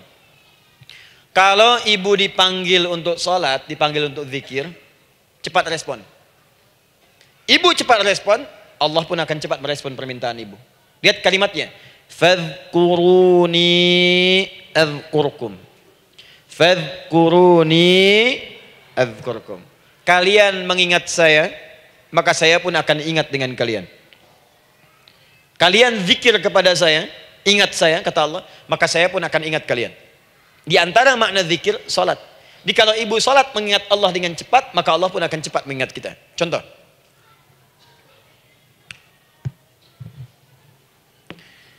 Saya ambil waktu subuh misalnya. Di Bandung 4-3-3. 4-4-3. Oh, lihat kesan lagi terjadi perbedaan pendapat. Ya. Ada yang 4-3-3, ada yang 4-3-4, ada yang 4-3-5 dan seterusnya. Yang ambil tengah-tengah lah, 4-3-5 misalnya. Orang 4-3-5. Lihat sini, fokus. Allahu Akbar, Allahu Akbar. 435. Dipanggil salat, diseru. Kan tadi rumusnya di Quran surah 2 ayat 186. Faliyastajibuli. Kalau diseru cepat jawab, gitu kan? Nah, terus diseru 435 adzan. Allahu Akbar, Allahu Akbar. Begitu diseru, ibu langsung datang. Ya Allah, sudah adzan, seruan nih, saya siap-siap, saya ingin minta sesuatu. Nah, orang yang datang saat dia diseru Allah, dia pun datang kemudian untuk menyerunya, maka Allah pun akan menjawab apa yang ia mohonkan saat ia bermohon kepadanya. Perhatikan, dipanggil oleh Allah lewat suara muadzin, Allahu Akbar, dia merespon cepat, siap salat. Maka dia pun ketika memanggil Allah, seketika Allah pun akan jawab padanya. Sesuai dengan kadar responnya. Dipanggil saat itu, dia menjawab. Maka Allah pun akan ingat kepadanya hanya saat dia memanggil saja. Di saat panggil, diingat. Panggil, diingat. Jelas? Ini yang hebat. Dipanggil 435. Allahu Akbar, Allahu Akbar. Dia sudah ingat dari sejak jam 3 lewat 45. Dia bangun jam 3. Bisa. Padahal belum dipanggil. Datang. Bahkan Masya Allah, melakukan warming up dulu. Tahajud, istighfar, baca Al-Quran sebelum dipanggil. Masya Allah Bu, ibu mau datang misalnya ke istana, janjian jam 7, datang jam 6. Di situ ibu kerjakan yang baik-baik dulu. Wah lihat, terus kelihatan CCTV kan. Wah ini orang bagus banget nih, mulia, bagus. Sampah diambilin, disapu. Kelihatan. Itu ibu belum datang pun udah dipanggil duluan. Ada orang yang belum dipanggil sudah datang menghadap Allah. Tahajud dia, zikir dulu, istighfar dulu. Ini orang, maaf ya, walaupun dia belum memanggil Allah, Allah sudah menyelesaikan semua persoalannya. Di orang-orang yang selalu ingat kepada Allah, walaupun Allah dalam waktu tidak memanggilnya, maka Allah akan mengingatnya sekalipun orang ini belum bermohon kepadanya. Maka ibu nanti akan temukan orang-orang yang langsung diselesaikan persoalannya oleh Allah bahkan sebelum dia bermohon kepadanya. Ada orang yang seakan gak punya masalah Bu. Bukan gak punya masalah, sebab setiap dia punya masalah, masalahnya diringankan oleh Allah. Ini seakan-akan gak ada beban. Ah ini indah hidupnya. Enak. Butuh sesuatu, sebelum nyari, datang. Ada persoalan, senyum dikit, selesai. Orang macet mengeluh, bikin status, dia macet malah senang. Dan hatinya dilapangkan oleh Allah. Bayangkan ada janji rapat jam 9, setengah 9 masih macet. Diprediksi di Google akan sampai 2 jam lagi. Yang lain mengeluh, telepon sana, telepon sini, ini. Dia enggak aja, lapang aja. Alhamdulillah ya Allah kasih macet. Morotal, saya mau dengerin surah Al-Baqarah. Buka, hafalin. Partnernya nelpon. Sampai di mana akhi? Ini sampai di surah Al-Baqarah ayat 186. Tidak ada yang sia-sia dari Allah. Sabar ya di sana. Ya, atau kita bisa koneksikan dari sini apa yang bisa saya selesaikan sekarang di sini sehingga sampai sana kita tinggal kesimpulan saja. Tenang hatinya. Ada berasak, berusuk, gulisah gini, telepon sana sini, klaksonin. Dasar lampu merah, lama, birunya sebentar. Padahal biru nggak ada, yang ada hijau kan. Jadi kalau sudah begitu enak Bu. Yang perempuan ada di Quran Maryam. Maryam kan perempuan. Dan Maryam itu bukan nabi, bukan rasul. Ingin memberikan pesan kepada ibu, perempuan dimanapun. Tidak harus jadi nabi supaya doa cepat dikabulkan. Tidak harus menjadi rasul. Ini Maryam bukan nabi, bukan rasul. Tapi dia ini luar biasa. Sebelum dipanggil udah datang. Zikirnya tak terlukiskan. Mohon kepada Allahnya luar biasa. Menjaga diri dari hal yang dilarang oleh Allah. Apa hasilnya? Sebelum diberikan bahkan oleh pamannya, sudah ada kebutuhannya. Quran surah ketiga ayat 37. Kullama dakhala 'alaiha Zakaria al-mihraba wajada 'indaha rizqa. Setiap pamannya mau memberikan kebutuhan Maryam sudah ada di dalamnya Bu. Sudah ada. Itu luar biasa. Mau makan, makanan ada. Mau anggur, anggur ada. Ya. Wah, itu luar biasa Bu. Jadi bermohon bahkan sebelum waktunya. Sentuhlah ia tepat di hatimu, maka ia akan jadi milikmu untuk selamanya. Wah, nah, itu doa tuh. Aduh, mana-mana. Paham? Tuh. Jadi kalau yang standar-standar saja itu biasa. Maka datang sebelum waktunya. Datang. Atau datang pas dipanggil, standar. Di kalau 4.35 adzan, Allahu Akbar, Allahu Akbar. Ibu bangun, siap sholat, siap sholat. Itu standar. Yang dulu bahagia. Naikin lagi levelnya. Yang celaka itu ya ini nih. Dipanggil 4.35, baru bangun 5.34. Sholat subuh belum, nuntutnya udah banyak. Ya Allah, kurang apa lagi aku bermohon kepadamu. Sudah aku meminta sekarang, sholat subuh aja belum. Jadi mana keadilannya? Jadi yang pertama, respon seruan Allah, disitulah Allah pun akan cepat merespon apa yang kita kemudian butuhkan. Jadi yang pertama lewat sholat ya Bu ya. Ingat sholat. Dan sholat itu tadi dari 4 posisi saya ajarkan yang pertama saja satu. Supaya nggak terlampau panjang ya. Berdiri Bu. Saya ajarkan satu. Setiap ibu dalam keadaan berdiri dan membaca Al-Fatihah. Pada kalimat iyyaka na'budu wa iyyaka nasta'in. Ingat pada kalimat iyyaka na'budu wa iyyaka nasta'in. Maka sertakanlah di hati kita apa persoalan yang dirasakan untuk bermohon kepada Allah. Saya ajarkan cepat. Kalau ibu mau belajar lebih detail, ikuti kajian kami di fikih solat. Sifat solat Nabi SAW. Nanti saya terangkan semua dalilnya. Insya Allah sepanjang yang saya ketahui. Baik. Dasarnya ini. Dasarnya. Quran surah ketiga. Ayat 38 sampai 39. Dan dikuatkan nanti di hadis qudsi. Ibu kenal Nabi Zakaria? Ya kenal ya. Ya selamat lah Bu. Alhamdulillah. Episode ke-15 kenal Nabi Zakaria. Luar biasa. Alhamdulillah. Nabi Zakaria punya persoalan, sudah berumah tangga, belum ada keturunan, fisiknya sudah letih, rambutnya sudah memutih, dan mohon maaf istrinya divonis menopause dan mandul. Secara medis klinis. Apa yang beliau kerjakan? Sholat. Dalam sholatnya bermohon kepada Allah. Perhatikan permohonannya. Qala rabbi habli min ladunka dzurriyyatan thayyibah. Ya hunalika da'a Zakaria rabbah qala rabbi habli min ladunka dzurriyyatan thayyibah innaka sami'ud du'a. Ya Allah, aku bermohon kepadamu, anugerahkan aku keturunan. Semua mengatakan aku enggak mungkin punya keturunan. Hanya Engkau yang tidak punya batas dalam pemberian. Engkau pasti mendengar doa saya. Kalau pada yang Maha mendengar tidak mengabulkan juga, lantas kepada siapa lagi aku mesti memohon? Doa ini dipanjatkan oleh beliau dalam keadaan sholat. Sedang berdiri dalam sholatnya. Jadi ibu maaf ya, tolong jangan salah berpikir. Semua nabi dan rasul, orang soleh sebelumnya itu sholat. Cuma kita lebih sempurna gerakan dan jumlahnya. Sempurna. Orang dulu sholat. Nabi Musa sholat. Quran surah 20 ayat 14. Nabi Isa sholat. Quran surah 19 ayat 31 sampai 33. Nabi Ismail sholat. Quran surah 19 ayat ke-55. Semua sholat. Sholat. Nabi Zakaria saat punya masalah, sholat. Dalam berdirinya minta dalam sholatnya. Dari mana Ustadz tahunya beliau minta dalam berdiri dalam sholat? Ayat 39-nya baca. Quran surah ketiga ayat 39. Fanadatsul malaika, maka doanya itu dijawab oleh Allah. Datang malaikat menyampaikan jawaban. Wa huwa qaimun yusalli fil mihrab. Sedangkan beliau masih berdiri dalam sholatnya di mihrab. Masih berdiri dalam sholat. Sholat. Di dalam sholat itu minta.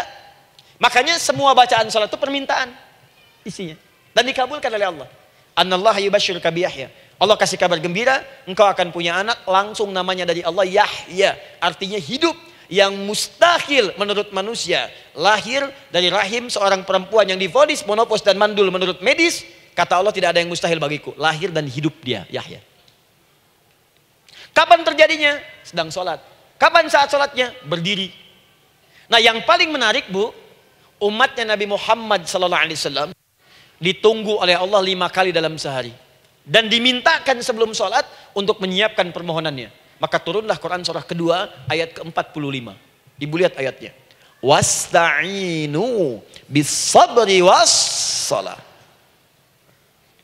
Bahkan ditegaskan lagi.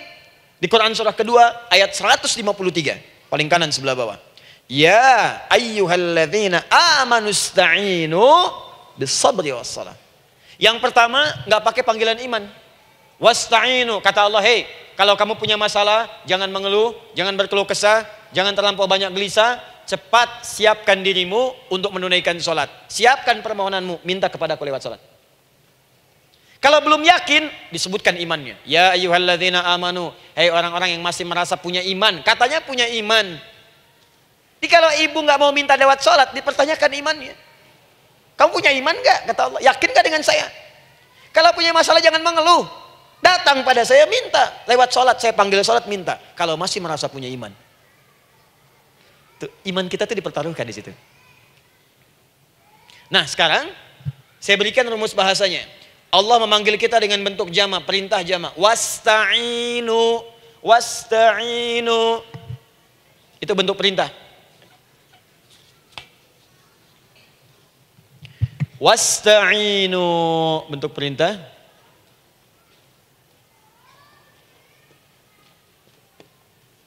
Wasta'inu. Dan jika kalian, perhatikan cara menerjemahkannya, dan jika kalian punya persoalan dalam hidup, punya kebutuhan, maka bergegaslah siapkan dirimu untuk minta kepadaku solusi. Wasta'inu, dan mintalah oleh kalian pertolongan, solusi. Bisabri wassalah. Pertama, sabar dulu. Sebelum sholat, sabar dulu dengan itu. Tahan dulu. Terima dulu. Jangan mengeluh, terima dulu. Nanti dalam sholat minta solusi. Itu maksudnya. Punya masalah sekarang, jam 9 lewat. Sabar, tahan dulu. Koreksi diri, istighfar. Nanti zuhur minta. Atau duha sekarang sholat. Datang ke masjid, sholat duha minta. Tahiyatul masjid minta sekarang. Sabar. Ini sabar, terima dulu. Jangan mengeluh, sabar. Ingat, terima, sabar. Karena Allah mustahil memberikan ujian masalah kalau kita tidak sanggup menerimanya. La yukallifullahu nafsan illa. Saya sering katakan Bu ya, maaf kalau kalimat ini mungkin kurang berkenan, tapi kalimat ini nyata. Kalau ibu sekarang punya masalah seberat apapun, itu artinya hanya ibu yang sanggup untuk menerimanya. Saya tidak. Betul, karena itu persoalan itu dititipkan kepada ibu, bukan kepada seorang bernama Adi Hidayat. Ibu yang dipercaya. Ya ibu dipercaya oleh Allah. Kenapa ibu tidak yakin dengan itu? Karena cuma ibu yang bisa mengatasi. Ibu yang mampu, saya tidak. Karena itu dititipkan pada ibu. Kaidahnya la yukallifullahu nafsan illa wus'aha. Allah nggak akan berikan beban ujian masalah kalau dia nggak mampu. Artinya kalau saya nggak mampu, saya nggak dikasih. Ibu mampu, ibu diberi. Jangan mengeluh. Kenapa mesti saya ya Allah? Kamu mampu. Ya Allah, why me? Why not? Kamu yang bisa. Nah sekarang, wassalah setelah terima itu, tapi juga jangan terlampau kepedean. Memang cuma saya yang mampu ya, bikin status. Kemudian sholat, kita akan katakan, ya Allah, Engkau perintahkan saya untuk minta tolong. Sekarang saya akan minta kepadamu. Lalu kita katakan, maaf ya Allah, saya sekarang punya masalah, saya ingin bermohon kepadamu, saya ingin minta kepadamu ya Allah. Saya mohon ya Allah. Maaf Bu ya, maaf ya, sebentar. Ibu kalau punya masalah sedikit atau banyak? Banyak. Yang punya masalah ibu saja atau anak juga punya masalah? Kadang-kadang, bukankah anak yang punya masalah ibu yang minta? Bukankah suami yang punya persoalan ibu yang bermohon? Kan? Karena itu, kalau kita ingin memohon kepada Allah dengan persoalan yang kompleks mewakili yang banyak, maka pertama kalimatnya diawali dengan huruf na.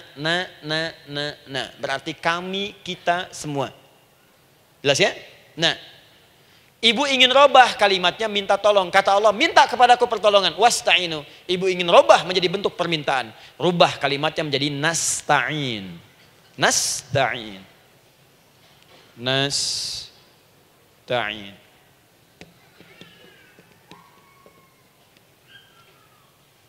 Wasta'inu nasta'in. Minta kepada siapa tadi? Allah. Boleh minta kepada selain Allah? Tidak. Hanya kepada Allah saja? Hanya kepada Allah saja. Hanya kepadamu ya Allah. Tidak kepada yang lain. Maka kalimatnya menjadi iyyaka. Iyyaka. Hanya kepadamu saja ya Allah. Engkau berjanji, kalau ada masalah minta aku berikan. Sekarang hanya kepadamu saja ya Allah, aku bermohon. Maka kalimatnya namanya iyyaka nasta'in. Sekarang saya tanya kepada ibu, apakah dalam sholat ibu membaca kalimat iyyaka nasta'in? Tuh. Saya mau tanya, ibu bacanya saat ruku atau saat sujud? Berdiri. Gak ada orang ruku baca kalimat ini. Allahu Akbar, iyyaka na'budu wa iyyaka nasta'in. Berdiri. Iyyaka na'budu wa iyyaka. Nah, sekarang saya bacakan hadis qudsinya. Tersambung dari Nabi sallallahu alaihi wasallam, qala Rasulullah sallallahu alaihi wasallam, qala Allah azza wa jalla. Allah langsung yang berfirman lewat hadis qudsi. Perhatikan bahasanya. Qasamtu shalah baini wa baina abdi. Saya bagi dalam salat itu dua bagian, antara hak aku dan hak hambaku. Wali abdi ma sa'ala. Dan jika benar hambaku menunaikan kewajibannya dengan baik, menjaga hak-hak aku, maka pada saat itu apapun yang dia minta dalam salat aku akan berikan. Apapun. Kapan itu terjadi? Perhatikan kalimatnya. Idza qala al-'abdu, kalau hamba mulai membaca dalam salatnya, alhamdulillahi rabbil alamin. Alhamdulillahi rabbil alamin. Qala Allah azza wa jalla, seketika Allah menjawab, hamadani 'abdi, hambaku sedang memujiku. Ibu ingat baik-baik Bu ya. Ingat baik-baik. Setiap ibu baca Al-Fatihah dalam salat itu Allah memperhatikan dan menjawab bacaan ibu. Tadi masih ingat ketika saya katakan wa idza sa'alaka ibadi anni fa inni qarib, Allah itu dekat. Ya. Wa idza qala al-'abdu ar-rahmanir rahim, kalau hamba melanjutkan ar-rahmanir rahim, qala Allah azza wa jalla, Allah langsung menjawab athna alayya 'abdi, hambaku sedang menyanjungku. Wa idza qala al-'abdu maliki yaumiddin, ketika hamba berkata maliki yaumiddin, qala Allah azza wa jalla, Allah menjawab majjadani 'abdi, hambaku sedang mengagungkanku. Sekarang perhatikan kalimat ini.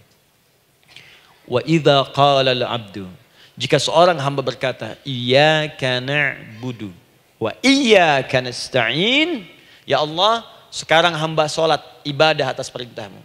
Dan hamba minta, ya Allah, hamba punya masalah, hamba punya persoalan, dan kau janjikan minta dalam salat. Qala Allah azza wa jalla, Allah jawab, hadza baini wa baina abdi, inilah perjanjian aku dengan hambaku. Wali abdi, kalau hambaku benar salatnya sampai bacaan ini, masalah apapun yang dia minta sekarang aku akan kabulkan. Dalam berdiri. Cuman sayang, kadang-kadang dalam keadaan ini banyak yang tidak minta. Maka caranya saya sampaikan yang pertama, kalau ibu sudah sampai ke bacaan ini, iyyaka na'budu wa iyyaka nasta'in, sertakanlah dalam hati ibu. Gak usah dilafadzkan. Sertakan ibu punya masalah apa. Atau secara umum minta solusi. Minta. Nabi itu kalau sholat, Nabi SAW kalau sholat, itu kalau baca ayat-ayat Quran, itu seringkali berhenti Bu. Sering berhenti. Kalau dalam ayat doa, beliau berhenti, mohonkan dengan baik. Kalau ayat-ayat surga, minta supaya umatnya ke surga. Ayat-ayat neraka, mohon supaya umatnya dibebaskan dari neraka. Minta. Kesaksiannya banyak. Hudzaifah al-Yamani pernah sholat di belakang Nabi, begitu. Abdullah bin Mas'ud radhiyallahu ta'ala anhu sholat di belakang Nabi, begitu. Ubay bin Ka'ab radhiyallahu ta'ala anhu salat di belakang Nabi, begitu. Di kesaksian mereka sama semua. Makanya seringkali itu nggak sadar, enak salat dengan Nabi itu. Nyaman. Kalau baca ayat surga seakan-akan pengen cepat ke surga. Kalau baca ayat doa berdoa, jadi nggak sadar. Rakaat pertama 100 ayat aja Al-Baqarah. Ya, kadang-kadang lewat ke Ali Imran.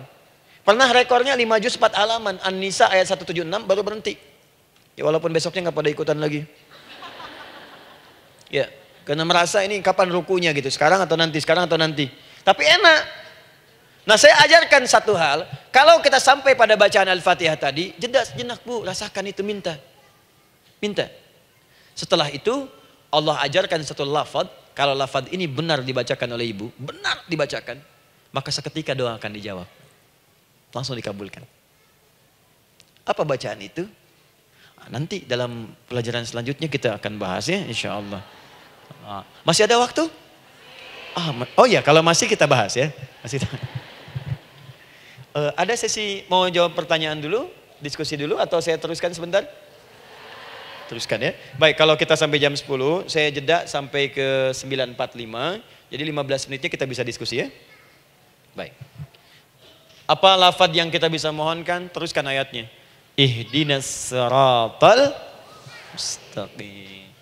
Ihdinas siratal mustaqim. Ihdinas siratal mustaqim. Ini Bu, nanti Ibu lihat dalam kajian tafsir yang kami sampaikan, juga dalam kajian fikih salat saya bahas dengan detail. Di sini singkat saja, singkat padat. Ihdina itu, ya Allah berikan kami hidayah, berikan kami jalan, berikan kami petunjuk, tunjukkan kami jalan yang lurus. Kalimat ihdina asalnya dari kata hidayah. Hidayah, jamaknya hudan. Ihdina, berikan kami hidayah, berikan kami hudan. Kalau tunjukkan kami jalan yang lurus, itu terjemahan Bu. Terjemahan. Kalau ibu ingin makna tafsir per huruf, per kalimat, bahkan per harokat, itu semua ada maknanya. Karena semua kalimat Quran itu mukjizat. Ihdina dari kata hidayah, hudan, berikan kami hidayah. Hidayah dalam bahasa Arab itu banyak maknanya. Bisa solusi dari semua persoalan. Bisa jalan menuju kemudahan. Bisa kesuksesan. Bisa petunjuk, banyak. Kalau dikumpulkan namanya hudan. Hudan. Makanya Al-Quran disebut hudan. Karena di Quran ada semua. Solusi ada, petunjuk ada, kemudahan ada. Dzalikal kitabu la raiba fi hudal. Al-Quran hudan. Syahrul Ramadan alladzi unzila fihi al-Quran hudan linnas. Isi Quran semua hudan. Di situ ada solusi. Di situ ada petunjuk. Di situ ada kemudahan. Kalau kita ingin minta semua itu, kalimatnya dikatakan fi'il amr lit talab. Permohonan dalam bentuk kalimat permintaan. Ihdina, berikan kepada kami hudan. Kalau sudah mengatakan ihdina artinya minta solusi, minta kemudahan, minta petunjuk. Jadi ketika ibu mengucapkan kalimat ihdinas siratal mustaqim, itu artinya ya Allah berikan kepada kami solusi dari masalah yang sedang saya hadapi. Berikan petunjuk dari persoalan yang sedang saya jalani. Berikan kemudahan ya Allah dari kesulitan yang tengah saya hadapi. As-siratal mustaqim, yang lurus, yang gampang. Karena jalan yang gampang itu lurus, gak berkelok, Bu. Langsung ke tujuan. Saya mau ke sini jalannya belok-belok, gak langsung kan gak enak. Ibu mau ke satu undangan, jalannya belok sini, belok sini, belok sini, belok sini. Kelokan 9, kelokan 7, kelokan 8. Ya. Kan rasanya berliku. Ibu ingin mendapatkan solusi, tapi dilempar-lempar. Ke sini dulu, berkelok. Sini dulu, sini dulu, sini dulu. Kenapa nggak ibu lurus dapatkan langsung? Dalam bahasa Arab, apalagi kalimat yang fasih, mendapatkan sesuatu dengan gampang, dengan mudah. As-siratal mustaqim, lurus ke tujuan, cepat, mudah. Apalagi ke surga nanti, tunjukkan kami jalan yang lurus, yang benar. Hak dari Allah dan mudah didapatkan. Itu maksudnya. Ini bukan sekedar tunjukkan jalan yang lurus, solusi yang mudah, yang gampang, yang cepat. Paham di sini ya? Seperti orang-orang dulu mendapatkannya. Siratal ladzina an'amta 'alaihim. Seperti orang dulu mendapatkan semua kenikmatan ketika mereka bermohon kepadamu ya Allah. Siapa mereka? Ada 4 golongan disebutkan di Quran surah keempat ayat 69. Ada para nabi, orang-orang jujur siddiqin, para syuhada dan orang-orang soleh. Ya, wa may yuti'illaha wa rasul fa ulaika ma'al ladzina an'ama Allahu 'alaihim minan nabiyyina was-siddiqina wasyuhada was-sholihin. Para nabi dulu berdoa, ya Allah saya ada masalah dikabulkan. Kita minta ya Allah sekarang saya berdoa, tolong kabulkan seperti nabi-nabi dulu dikabulkan. Nabi Ayub sakit berdoa dikabulkan, kita sakit dikabulkan. Nabi Ibrahim ada ujian dikabulkan. Nabi Ibrahim punya ujian dengan anak, kita ada ujian dengan anak, minta dikabulkan. Anak-anak berselisih, ada yang dendam, yang iri, seperti anaknya Nabi Yakub. Nabi Yakub berdoa dikabulkan, kita minta dikabulkan. Ada syuhada, berdoa dikabulkan, kita minta dikabulkan. Orang soleh berdoa, minta dikabulkan, kita minta dikabulkan. Ya Allah, seperti engkau kabulkan doa orang-orang dulu yang melahirkan nikmat, mohon kabulkan kami yang minta sekarang dan mendapatkan kenikmatan itu. Itu maksudnya. Ya, siratal ladzina an'amta 'alaihim. Siapa an'amta 'alaihim di sini? Ulaikal ladzina an'amallahu 'alaihim. Sama persis kalimatnya. Minan nabiyyina was-siddiqina wasyuhada'i was-shalihin.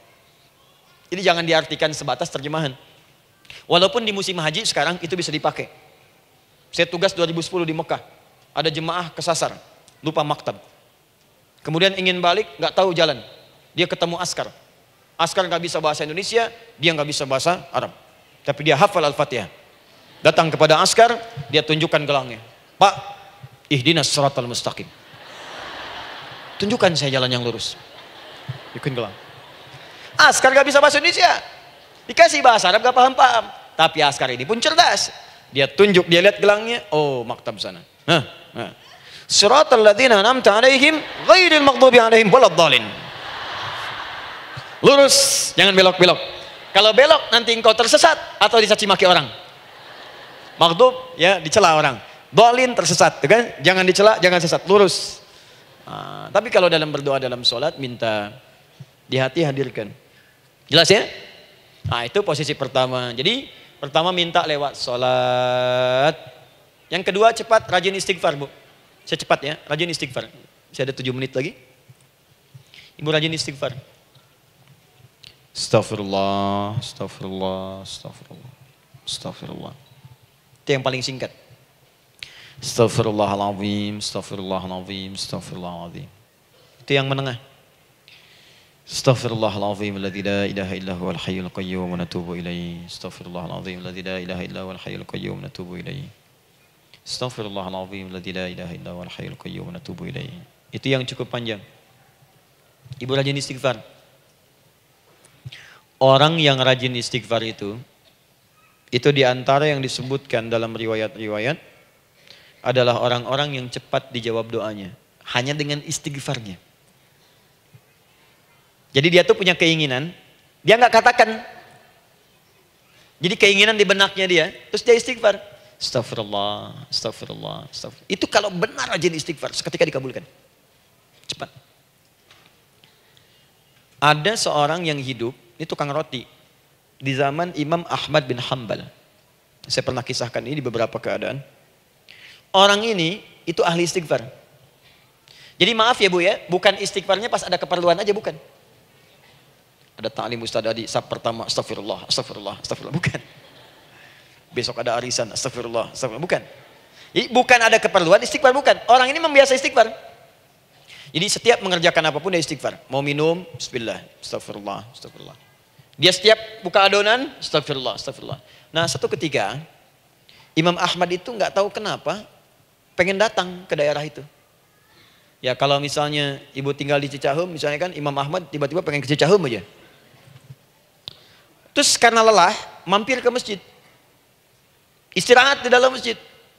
Tiba-tiba kata penjaga masjidnya, DKM-nya, marbotnya, ya Syekh, idhab, pergi, gak boleh tiduran di sini. Kata Imam Ahmad, saya kan cuma numpang istirahat, gak boleh keluar. Dan dia gak tahu kalau itu imam besar. Dan Imam Ahmad itu sudah populer Bu, sangat famous, familiar. Cuman orang kan gak pernah lihat wajahnya, dulu kan gak ada Facebook, gak ada Instagram, gak ada handphone, gak ada apa-apa. Jadi kalau orang terima Ahmad, ya Ahmad aja kemana-mana. Oh, no, Imam Ahmad, dia Imam Ahmad, Imam besar, Imam Syafi'i, Imam besar. Tapi nggak pernah lihat. Sekarang kan udah kelihatan. Ya, udah kelihatan. Sekarang banyak. Makanya orang dulu tuh senang begitu tahu, dikasih tahu, Nabi aja ke Madinah Bu. Nggak ada yang tahu kalau itu Nabi Muhammad kalau belum pernah lihat. Karena beliau di bawah, Abu Bakar di atas. Abu Bakar kan naik kan, untanya Nabi. Nabi Muhammad pas di bawah gantian tuh di jalan. Orang mengira yang di atas unta Nabi Muhammad. Padahal Nabi Muhammad yang jalan kaki, nggak kelihatan. Makanya responnya bola ketika tahu Nabi senang luar biasa. Minta doa, minta ini, minta itu. Orang sekarang tidak. Karena sering banyak lihat di TV media sosial begitu ketemu minta foto. Ini lain kisahnya. Nggak tahu dia. Pergi keluar. Kata Imam Ahmad ya sudah keluar beliau. Nggak mau ribut. Istirahat di luar. Di pelataran. Di sini juga nggak boleh. Lihat kalimatnya. Barwah keluar pergi. Barwah itu kasar Bu. Begitu kemudian didebat lagi, saya cuma di luar. Rawah itu dari kata roh Bu, itu paling kasar. Artinya keluar dengan rohnya sekalian. Rohnya pun jangan di sini. Ya. Jadi kalau ibu nanti di Masjidil Haram misalnya kan, ada kalimat itu artinya kesel Bu askarnya. Ya, keluar. Misalnya idzabi enti, nggak mau, saya mau di sini. Ya, barwa pergi. Sampai ke roh dengan rohnya. Itu artinya ibu disuruh pergi. Ya, bukan jangan mengelak lagi. Rawah. Saya bukan rawah, saya rohayati. Suruh pergi. Imam Ahmad pergi tuh akhirnya.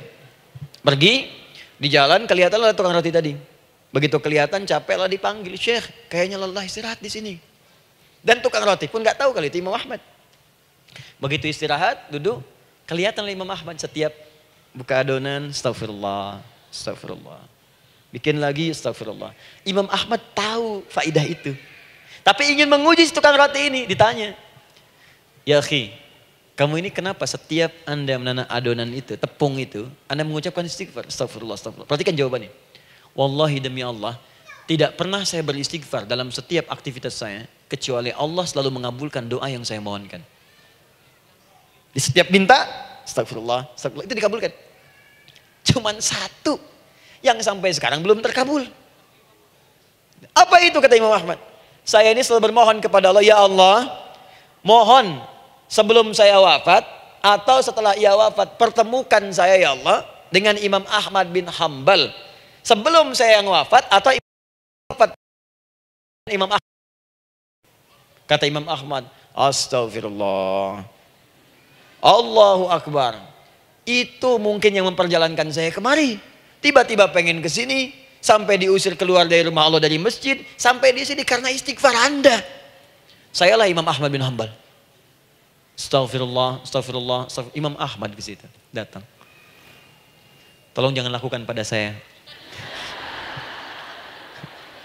Salah di hidayat ya Allah. Astagfirullah, astagfirullah. Saya jawab lagi dari sana. La haula wala quwata illa billah. Ini istighfar. Nah, kapan istighfar yang baik? Istighfar yang baik dilakukan setelah tahajud sebelum fajar. Saya ulang ya. Setelah tahajud sebelum fajar. Dalilnya Quran surah ke-51 ayat 18. Baca dari ayat 15 sampai 18-nya. Jadi ibu kalau mau seperti itu, rajin tahajud dulu bu. Tahajud. Setelah itu biasakan istighfar. Itu latihan dulu, itu baru latihan. Ingat ya, istighfar menjelang fajar di waktu sahar, itu baru latihan. Astagfirullah, astagfirullah, astagfirullah. Nanti kalau sudah banyak latihan, ibu akan refleks. Mau duduk masuk mobil, astagfirullah. Duduk mau makan, astagfirullah. Ya, kadang-kadang ibu mau ambil handphone, astagfirullah. Itu refleks di lisan kita keluar. Ahli istighfar itu nggak direncanakan keluar di lisannya. Astagfirullah, astagfirullah, astagfirullah. Kalau sudah seperti itu, berbahagialah. Karena apapun kadang ibu inginkan, sepanjang itu ibu butuhkan, seketika dikabulkan. Ya. Yang ketiga, yang terakhir. Sudah 9:45, boleh sedikit? Ya, yang terakhir ya, terakhir. Jangan khawatir, setelah ini selesai. Jangan khawatir. Yang ketiga, ini amalan yang paling dahsyat. Jadi yang pertama minta dikabulkan. Yang kedua baru istighfar dikabulkan. Yang ketiga nggak ngapa-ngapain dijawab. Artinya baru terbersit, ada keinginan jawab seketika. Amalan yang ketiga ini adalah amalan yang dikerjakan karena cinta kepada Allah Subhanahu wa taala. Mahabbatillah, kecintaan kepada Allah. Amalan yang dikerjakan karena cinta kepada Allah Subhanahu wa taala. Amalannya mencintai Allah. Beda bu. Salat dengan cinta dibandingkan dengan salat karena memenuhi kebutuhan atau kewajiban saja, itu akan lain. Ibu kalau benar-benar mencintai Allah, maka dalam salat pun persiapannya akan beda. Saya beri contoh gini ya. Dari pakaian akan lain kata Al-Quran. Quran surah 7 ayat 31. Ya bani Adam khudhu zinatakum 'inda kulli masjid. Hei anak cucu Adam, kalau ada panggilan dari masjid, kenakan pakaian terindahmu.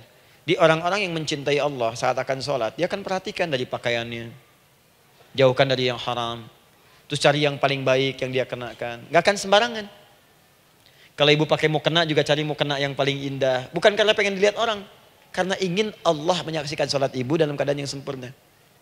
Wudu itu hati-hati gitu. Quran surah ke-5 ayat ke-6. Ya ayyuhalladzina amanu idza qumtum ila shalah faghsilu wujuhakum wa aydiyakum ilal marafiq wamsahu bi ru'usikum wa arjulakum ilal ka'bain. Jika ada orang beriman mencintai Allah, mau salat dia mau wudu, wudunya enggak akan sembarangan, Bu. Cuman basuh. Ya, bagian kepala juga harusnya kepala, dia rambut, takut selesai. Sampai ke kaki cuma disodorkan di keran, beres. Itu sih anak kecil juga bisa. Orang ini lain. Dia akan pelan-pelan dilihat secara sempurna. Hati-hati, kerjakan karena Allah, karena ingin baik. Kalau orang sholat hanya kebutuhan saja, maka yang penting dia takbir sampai salam selesai. Tapi ini tidak, dia akan pelajari bagaimana Nabi mengajarkan sholat yang benar. Bagaimana bacaan saya benar. Dia belajar ngaji supaya benar bacaan Fatihahnya. Dia belajar dengan baik supaya khusyuk di dalam sholatnya. Dia pahami satu-satu. Apa artinya Allahu Akbar, apa artinya Subhana Rabbiyal Azim, apa artinya Subhana Rabbiyal A'la, apa artinya Sami Allahu liman hamidah. Dipahami. Di begitu dia sholat dan baru takbir sudah paham isinya. Jika ada orang seperti ini, dia mengerjakan apa yang Allah perintahkan karena cinta dengan Allah. Dia berzakat karena ingin mencintai Allah. Dia berinfak karena cinta dengan Allah, bukan karena uangnya. Pokoknya kalau orang cinta itu, Bu, setiap pecinta dia akan memberikan apapun pada yang dicintai.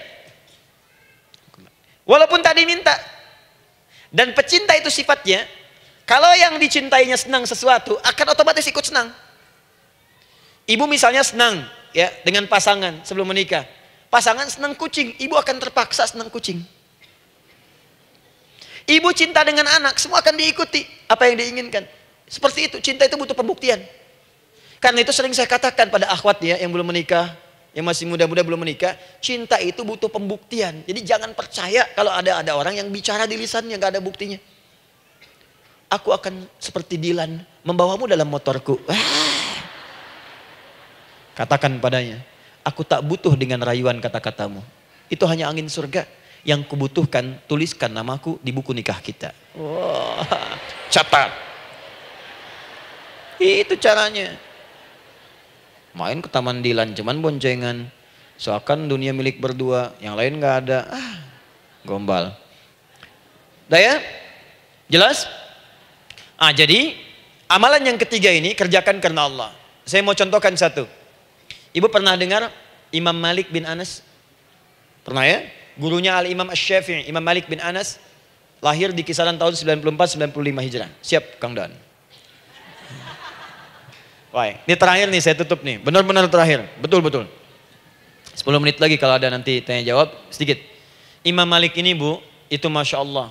Saking cinta pada Allah dan Rasul, itu tidak pernah, jangankan sholat. Dalam beliau memberikan fatwa pun akan mencari pakaian yang paling bagus. Paling indah. Dan beliau menjaga adab dalam menyampaikan kalimat Nabi pun itu luar biasa. Sampai satu kali pernah pakai jubah bagus, indah, ada lebah menyengat di kepalanya, sedang menyampaikan hadis. Saking hormatnya terhadap hadis Nabi, lebah itu dibiarkan menyengatnya. Nggak mau memutus kalimat Nabi, hadis Nabi hanya untuk mengusir lebah, dibiarkan sampai tersengat. Apa yang Allah berikan kepada beliau? Allahu Akbar. Satu kali singkat, berdiskusi dengan muridnya Al-Imam Asy-Syafi'i. Kata Al-Imam Asy-Syafi'i, ya guru, setahu saya rizki itu dicari dulu baru dikasih. Imam Malik lebih tinggi ilmunya pada saat itu. Beliau tahu ada 8 jenis rizki. Ya Syafi'i, ada rizki yang tidak perlu dicari, Allah berikan. Wah, berdebat tuh sampai berpisah. Setelah itu secara singkat Imam Asy-Syafi'i lewat di kebun anggur sedang panen anggur besar. Tiba-tiba tergerak untuk membantu, datang ke situ bantu. Begitu selesai dikasih hadiah anggur banyak, besar-besar, indah, enak, gitu kan? Ketika diberi itu langsung senang beliau. Bukan karena anggurnya, karena merasa pendapatnya benar. Jadi begitu bekerja baru dapat. Dibawalah anggur ini diberikan pada gurunya. Perhatikan adabnya terhadap guru. Jadi kalau ibu adabnya bagus pada guru, keberkahan dapat, ilmunya pun menghunjam di jiwa. Imam Syafi'i nggak merasa benar, tapi memberikan sebuah jawaban dengan adab. Guru, tadi itu ada panen anggur, saya mencoba membantu. Begitu saya bantu dikasih anggur, dikencangkan kalimatnya. Begitu saya bantu dikasih. Dibantu dulu baru dikasih. Kalau saya nggak bantu, saya nggak dikasih. Apa jawab Imam Malik? Imam Malik tersenyum, tertawa. Tabassama dhahika. Masya Allah Syafi'i, bahasa kita. Tadi itu saya keluar mau ngajar, siang-siang terik begini saya kepikiran, ya Allah, kalau makan anggur yang enak-enak, enak banget sekarang ini. Ada anggur sekarang. Tuh. Murid berikhtiar, guru mendapatkan hasil. Setelah itu Asy-Syafi'i naik dan jadi bintang di zamannya, sampai kekinian pun luar biasa. Dan mendapatkan barakah gurunya, seperti gurunya dapatkan, muridnya pun meraihnya. Itulah 3 cara bagi kita untuk bermohon kepada Allah. Jika ingin dipercepat oleh Allah, bisa lewat sholat, bisa lewat istighfar, bisa juga dengan menciptakan amalan-amalan, atau mengikuti amalan-amalan yang dicintakan atau ditujukan untuk mencintai Allah Subhanahu wa Ta'ala. Ibu bisa paham ini? Baik. Kemudian berdoa. Tapi yang jadi masalah, Ustadz, ketika berdoa kok belum dikabulkan juga? Apa ciri doa dikabulkan? Seperti apa kita tahu doa kita dikabulkan? Itu mungkin kita bahas di episode yang berbeda insyaallah. Alhamdulillahi rabbil alamin, arrahmanir rahim, maliki yaumiddin. Iyyaka na'budu wa iyyaka nasta'in. Ihdinas siratal mustaqim. Siratal ladzina an'amta 'alaihim ghairil maghdubi 'alaihim waladdallin. Allahumma nahmaduka hamdan syakirin, hamdan na'imin, hamdan yuwafi ni'amahu wa yukafi'u mazidah. Ya Rabbana lakal hamdu wa lakal syukru kama yanbaghi li jalali wajhikal karim wa li 'azimi sultanik. Allahumma salli wa sallim barik ala rasulikal karim nabiyyikal amin sayyidina Muhammadin wa ala alihi wa sahbihi wa ummatihi ila yaumiddin. Allahumma rabbana yal ghafur rahim la tada' lana fi maqamina hadha fi kulli maqamin dhanban illa ghafartah. Duhai Allah, kami bermohon kepadamu, Engkau yang Maha Pengampun, Engkau yang Maha Penghapus segala dosa. Kami mengakui kami berbuat salah. Kami mengakui banyak dosa kami kumpulkan. Maka kami mohon kepadamu ya Allah, Jangan biarkan ada satu orang pun berada di sekitaran majlis ta'lim ini kecuali sebelum ia pulang Engkau telah ampuni segala dosa-dosanya. Engkau telah gugurkan dan hapuskan segala dosa-dosanya. Wala hamman illa farajtah. Ya Allah, jika ada satu orang pun di antara jamaah saat ini yang merasakan kegelisahan dalam hatinya, jangan biarkan ia meninggalkan area majlis ta'lim ini kecuali Engkau telah tenangkan keadaan hatinya. Allahumma wala maridan illa syafaitah. Jika ada di antara kami yang tengah Engkau uji dengan penyakit seberat apapun, maka mohon angkat dan sembuhkan segala penyakitnya. Allahumma wala dainan illa qadaitah. Ya Allah, jika ada di antara kami yang berat hidupnya karena lilitan utang piutang, terjebak riba dan sejenisnya, maka mohon ya Allah dengan keikhlasan amalannya, mohon angkat dan berikan rizki limpah terlimpah kepada yang untuk melunasi utang-utang dan terbebas dari lilitan riba dan semacamnya. Allahumma ya arhamar rahimin. Allahumma tubna ilaika min kullil ma'asi. Ya Allah, kami ingin memperbaiki diri kami. Kami bertobat dari segala maksiat yang pernah kami kerjakan. Allahumma asli ahwalana ma yuqarribuna ila ridhak. Ya Allah, kami bermohon kepadamu, mulai hari ini, mohon bimbing kami untuk memperbaiki diri, supaya kami bisa lebih dekat denganmu ya Allah. Allahumma asli azwajana. Ya Allah, kami mohon, sayangi dan perbaiki ya Allah, akhlak suami-suami kami. Ya Allah, mohon bimbing suami-suami kami jadi suami yang baik, membimbing keluarga menjadi keluarga yang saleh. Allahumma ya Allah, Allahumma arsyad wa asli ya Allah azwajana, zawjatina. Ya Allah, demikian dengan istri-istri kami ya Allah. Jadikan mereka perempuan-perempuan yang salihah, bimbing menjadi ibu-ibu yang baik. Allahumma abnana, auladana, dzurriyyatina. Allahumma aslih lahum ya arhamar rahimin yakunu salihin, liyakunu su'ada fid dunya wal akhirah. Ya Allah, anak-anak kami, cucu-cucu kami khawatir berpisah dengan mereka di akhirat nanti. Kami mohon ya Allah, jika memang ada maksiat yang mereka kerjakan karena dosa-dosa kami mohon ampun ya Allah. Perbaiki anak-anak kami, bimbing cucu-cucu kami ya Allah. Jadikan mereka anak-anak saleh, anak-anak yang bisa memberikan mahkota kepada kami di akhirat ya arhamar rahimin. Kami malu dengan anak orang lain yang telah hafal Al-Quran. Kami malu dengan anak orang lain yang telah mampu tahajud. Kami malu dengan anak orang lain yang telah bisa membaca Al-Quran dengan baik. Sedangkan anak kami masih sibuk dengan dunia ya Allah.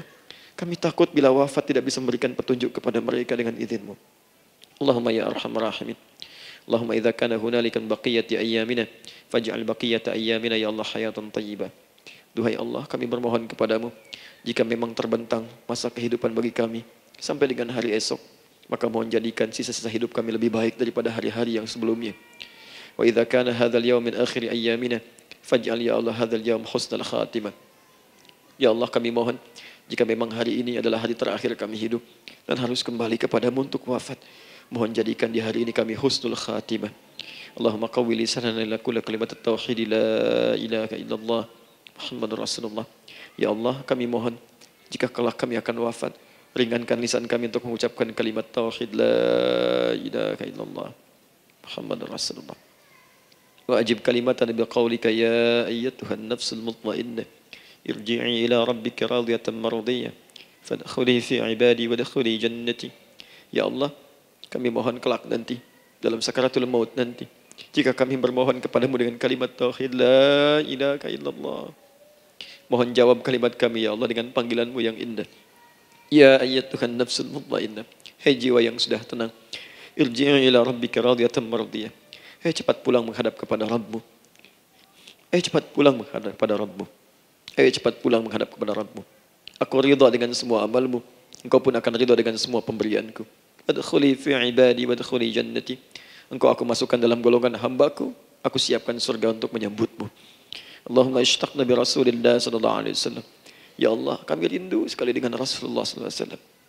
Lam na'ish ma'ahu fil hayat wa lam narahu fil manam. Kami belum pernah hidup bersama beliau di dunia, tidak mampu menatapnya di alam mimpi. Maka mohon ya Allah, jangan biarkan kami berpisah dengan Rasulullah di akhirat nanti ya Rabbal Alamin. Jumpakan kami dengan Rasulullah di Taman Firdausmu yang paling indah. Allahumma ya arhamar rahimin. Allahumma rizqna yusra ya Allah. Likullil hujjaj. Ya Allah, anugerahkan kemudahan, kelapangan kepada para jemaah haji yang berhaji tahun ini ya arhamar rahimin. Allahumma taqabbal minhum ya Allah hajjahum, sa'yahum sa'yan mashkura, wa dhanbahum dhanban maghfura, wa tijaratahum tijaratan lan tabur. Ya Allah, jangan sia-siakan pengorbanan fisik mereka, biaya mereka, waktu mereka, tenaga mereka, emosi mereka. Terima haji mereka ya Allah. Jadikan sa'i mereka berhasil, tawaf mereka benar. Jadikan seluruh manasik yang Kau ridhai ya arhamar rahimin. Allahumma ya Allah, rizqan hasanan tayyiban liyahujju kulla man lam yahujj ya arhamar rahimin. Ya Allah, bagi kawan-kawan kami, kerabat kami, saudara kami, tetangga kami yang belum berhaji. Maka anugerahkan kemudahan bagi mereka untuk berhaji ya Allah. Anugerahkan kelapangan untuk berhaji ya Allah. Sekalipun memang tidak terbuka kesempatan itu, maka mohon anugerahkan sifat mabrur kepada kami, sekalipun tidak mendapati ibadahnya. Allahumma ya arhamar rahimin. Allahumma rizukna ya Allah nikmatan salihah. Ya Allah, anugerahkan kepada kami nikmat untuk menjadi orang saleh di dunia dan kembali kepadamu di akhirat dalam keadaan saleh. Alhiqna bis salihin ma'al ladzina an'amta 'alaihim minan nabiyyina was-siddiqina wasyuhada was-salihin wa hasuna ulaika rafiqa.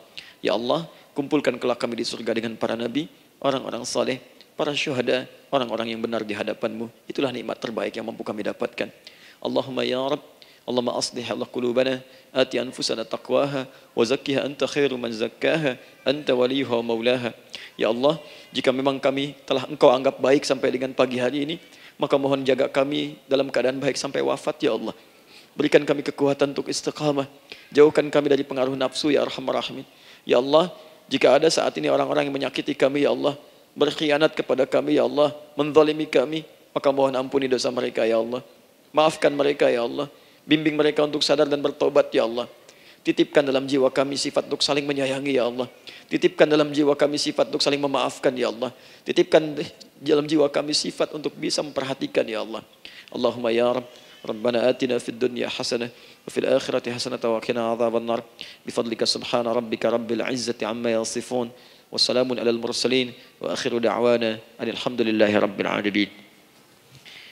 Sebelum saya akhiri dengan doa kifaratul majlis dan salam, saya ingin ucapkan terima kasih pada seluruhnya untuk ta'lim kita di pagi hari ini. Semoga Allah menerima semuanya dan semoga Allah muliakan. Dan terkhusus juga untuk Kang Daan, terima kasih untuk kali ini dan semoga istiqamah dalam kebaikan dan Masya Allah amin, amin. Beliau menginspirasi dan saya ingin menjadikan juga beliau sahabat dalam kehidupan untuk seluruhnya. Amin. Dan sahabat terbaik selalu memberikan yang terbaik untuk sahabatnya. Karena itu di pagi hari ini saya ingin sampaikan kepada Bapak Ibu sekalian, Bapak mungkin yang hadir, Ibu yang hadir, saya ingin berikan pada sahabat saya satu anugerah yang mungkin Allah titipkan. Saya akan ajak Kang Daan untuk menunaikan ibadah umrah dengan saya di bulan September insya Allah. Saat kami akan berangkat pada tanggal 9 September tahun 2019. Saya kira itu dan semoga bermanfaat insya Allah. Baik. Semoga Allah muliakan untuk semuanya. Terima kasih.